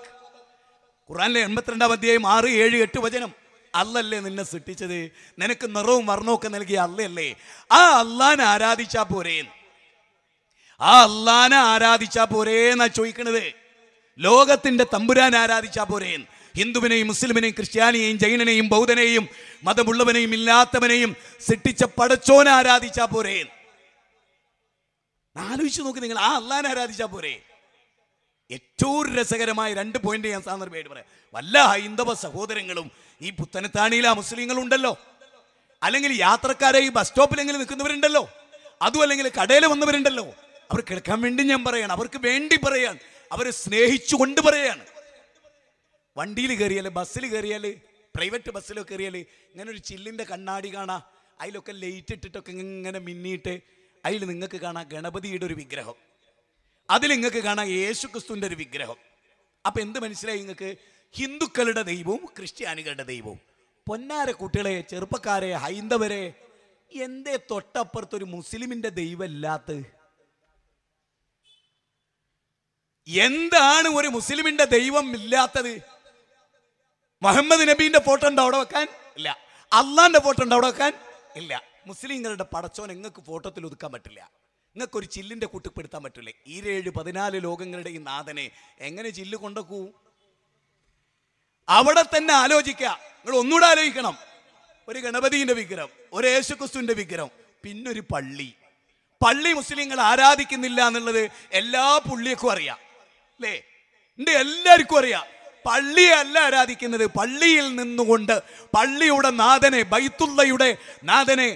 സാധാരണ ആളുകൾ ചോദിക്കും, അജുറുൽ അസ്വദ് അതൊരു ആരാധനയല്ലേ, കല്ലാരാധനയല്ലേ? അല്ല. അള്ളാഹ് ഖുർആനിൽ പറഞ്ഞെന്നറിയോ? ഫല്യഅബ്ദു റബ്ബ ഹാദൽ ബൈത്ത് അല്ലദീ യത്അമഉം മിൻ ജൂഇൻ വആമനഹും മിൻ ഖൗഫ്. അല്ലേ? എന്താ അള്ളാഹ് പറയുക? ഫല്യഅബ്ദു, നിങ്ങൾ ആരാധിക്കൂ, റബ്ബ ഹാദൽ ബൈത്ത്, ഈ ബൈത്തിന്റെ നാഥനെ, ഈ ബൈത്തിന്റെ നാഥനെ ആരാധിക്കൂ. ബൈത്തിലെ കല്ലിനെയല്ല, ബൈത്തിലെ ചുമരിനെയല്ല, ബൈത്തിലെ മരത്തെയല്ല, ബൈത്തിന്റെ നാഥനെ. അതാണ് ഇസ്ലാമിന്റെ പ്രത്യേകത. ഇസ്ലാമിന്റെ പ്രത്യേകത അതാ. ഞാൻ കഴിഞ്ഞ ദിവസം ഒരു ബസ്സിൽ സഞ്ചരിക്കുന്നു, ആ ബസ്സിൽ എഴുതി വെച്ചിട്ടുണ്ട് റബ്ബേ നീ തുണ, റബ്ബേ നീ തുണ. അത് കണ്ടപ്പോ അന്ന് എനിക്ക് ഉറക്കം വന്നൊരു സമയമായിരുന്നു. ബസ്സിൽ ഇങ്ങനെ ലോങ് യാത്ര ചെയ്തപ്പോൾ ഉറങ്ങാൻ തോന്നിയൊരു സമയത്താണ് ഞാൻ ശ്രദ്ധിക്കുന്നത് റബ്ബേ നീ തുണ. പിന്നെ ഞാൻ ഉറങ്ങിയില്ല. എന്താ പറയുക, സന്തോഷം കൊണ്ട്. കാരണം വർഗീയതയില്ലാത്ത, അവർഗീയമായ, എല്ലാവർക്കും അംഗീകരിക്കാൻ പറ്റിയൊരു വാചകമാണ് റബ്ബേ നീ തുണ. എന്താ കാരണം? റബ്ബേ എന്നുള്ളത് ഒരു അറബി പദമാണ്. നീ തുണ, നിങ്ങൾ എല്ലാവരും കൂടി തുണ എന്നല്ല, റബ്ബേ നീ തുണ. ഷമ്മ ഇസ്രായേല അഡോണ എലോഹ് അഡോണയഹ് അഡോണയ എലോഹിൻ അഡോണയഹ്, ഏകനായ. അവിടെ റബ്ബ്, നേരെ മറിച്ച് അവിടെ ഉണ്ടായിരുന്ന ശ്രീരാമ നീ തുണ എന്നാണെങ്കിൽ, യേശു ക്രിസ്തുവേ നീ തുണ എന്നാണെങ്കിൽ, ഉള്ളാളന്തങ്ങളെ നീ തുണ എന്നാണെങ്കിൽ എന്താ സംഭവം? അല്ലേ? നമുക്കിപ്പോൾ എന്താ, ബിരിയാണി കിട്ടണം, മജ്ബൂസ് കിട്ടണം, ഹബ്സ തിന്നണം, ചിക്കൻ കടിച്ചിറക്കണം അല്ലേ നോക്കളെ? വേറെന്താ പ്രശ്നം? കുറച്ച് തുണിയും കുപ്പായിടണം, നോട്ട് കൂടെ ഞെളിയണം, അല്ലേ? കാറൊക്കെ ഓടിച്ചു പോകണം, വേറെന്താ? ഒന്ന് ആലോചിച്ച് നോക്കണം മക്കളെ. തലച്ചോറ് അല്ല വെറുതെ തന്നല്ല, നിലത്തിട്ട് നിരങ്ങാൻ തന്നല്ല. അത് തലച്ചോറ് കൊടുക്കാത്ത ജീവി തിന്നുന്നില്ലേ? ഉണ്ട്. തലച്ചോറ് കൊടുക്കാത്ത ജീവി ഇവിടെ കൂടിയിട്ടില്ലേ? ഉണ്ട്. തലച്ചോറ് കൊടുക്കാത്ത ജീവി ഇവിടെ വേറൊക്കെ ചെയ്യില്ലേ? ഉണ്ട്. നമുക്ക് തലച്ചോറും തന്ന് തലയിൽ എന്തെങ്കിലുമൊക്കെ തരികയും ചെയ്യും, ചേരിച്ചോറല്ല തന്നത്. അതുകൊണ്ടാണ് ഞാൻ നിങ്ങളോട് ചോദിക്കുന്നത്, ശ്രീരാമ നീ തുണ എന്ന് പറഞ്ഞാൽ അത് ക്രിസ്ത്യാനിക്ക് ഇഷ്ടപ്പെടുവോ? ഇല്ല. യേശു ക്രിസ്തുവേ നീ തുണ അങ്ങനെ ഒരു ഹിന്ദു പറയോ? ഒരു മുസ്ലിം പറയോ? ഇല്ല. ഉള്ളാളങ്ങളെ നീ തുണ ക്രിസ്ത്യാനി പറയോ? അത് ഇല്ല. ഹിന്ദു പറയോ? അത് ഇല്ല. എന്നാ റബ്ബേ നീ തുണ ഓന് പറയാ.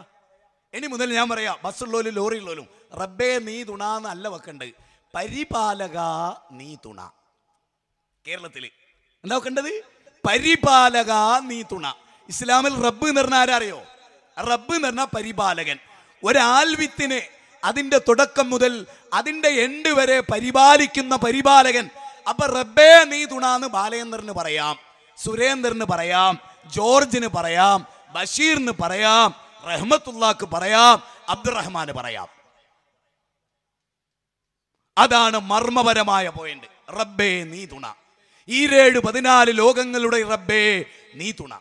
മനുഷ്യവാസം ഭൂമുഖത്തുണ്ടാകുന്നതിന് മുമ്പ് പടച്ചോൻ, ആ പടച്ചോനെ നീ തുണ.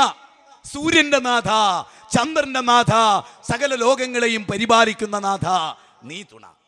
2 ഖുർആനിക വചനം പറയാം. ഖുർആൻ നമ്മെ വിളിക്കുന്നു വിജ്ഞാനത്തിലേക്ക്, ചിന്തയിലേക്ക്, അത്ഭുതത്തിലേക്ക്. Miracle of the miracle. ഖുർആൻ the miracle of the miracle. ഖുർആൻ ഒരു അത്ഭുതമാണ്. ആ ഖുർആൻ വിളിക്കുന്ന വിളിയിൽ ഒരു വിളി എന്താ അറിയോ? നമ്മൾ നല്ലവണ്ണം കേട്ട് മനസ്സിലാക്കേണ്ട കാതലായ വശമാണ്. ഇപ്പൊ ഖുർആൻ എന്താണ്? പടച്ചോനിലേക്ക് വിളിക്കുന്ന ഒരു വിളി. അലം തറ, അവർ കാണുന്നില്ലേ, അവർ നോക്കുന്നില്ലേ? അലം തറ അന്നല്ലാഹ യസ്ജുദു ലഹു മൻ ഫിസ് സമാവാതി വമൻ ഫിൽ അർദ് വശംസു വൽ ഖമറു വൻ നുജൂമു വൽ ജിബാലു വസ്സജറു വദ്ദവാബു വകസീറും മിനൻ നാസ് വകസീറും മിനൽ ഹഖ്. സൂറത്ത് ഹജ്ജിലെ 18-ാമത്തെ വചനം. സൂറത്ത് ഹജ്ജിലെ 18-ാമത്തെ വചനം. വേറൊരു വചനം കേട്ടോ, 41-ാം അധ്യായം 37-ാമത്തെ വചനം. അതെന്താ? അന്താ വമിന്നായാതിഹിൽ ലൈലു വന്നഹാറു വശംസു വൽ ഖമറു ലാ തസ്ജുദു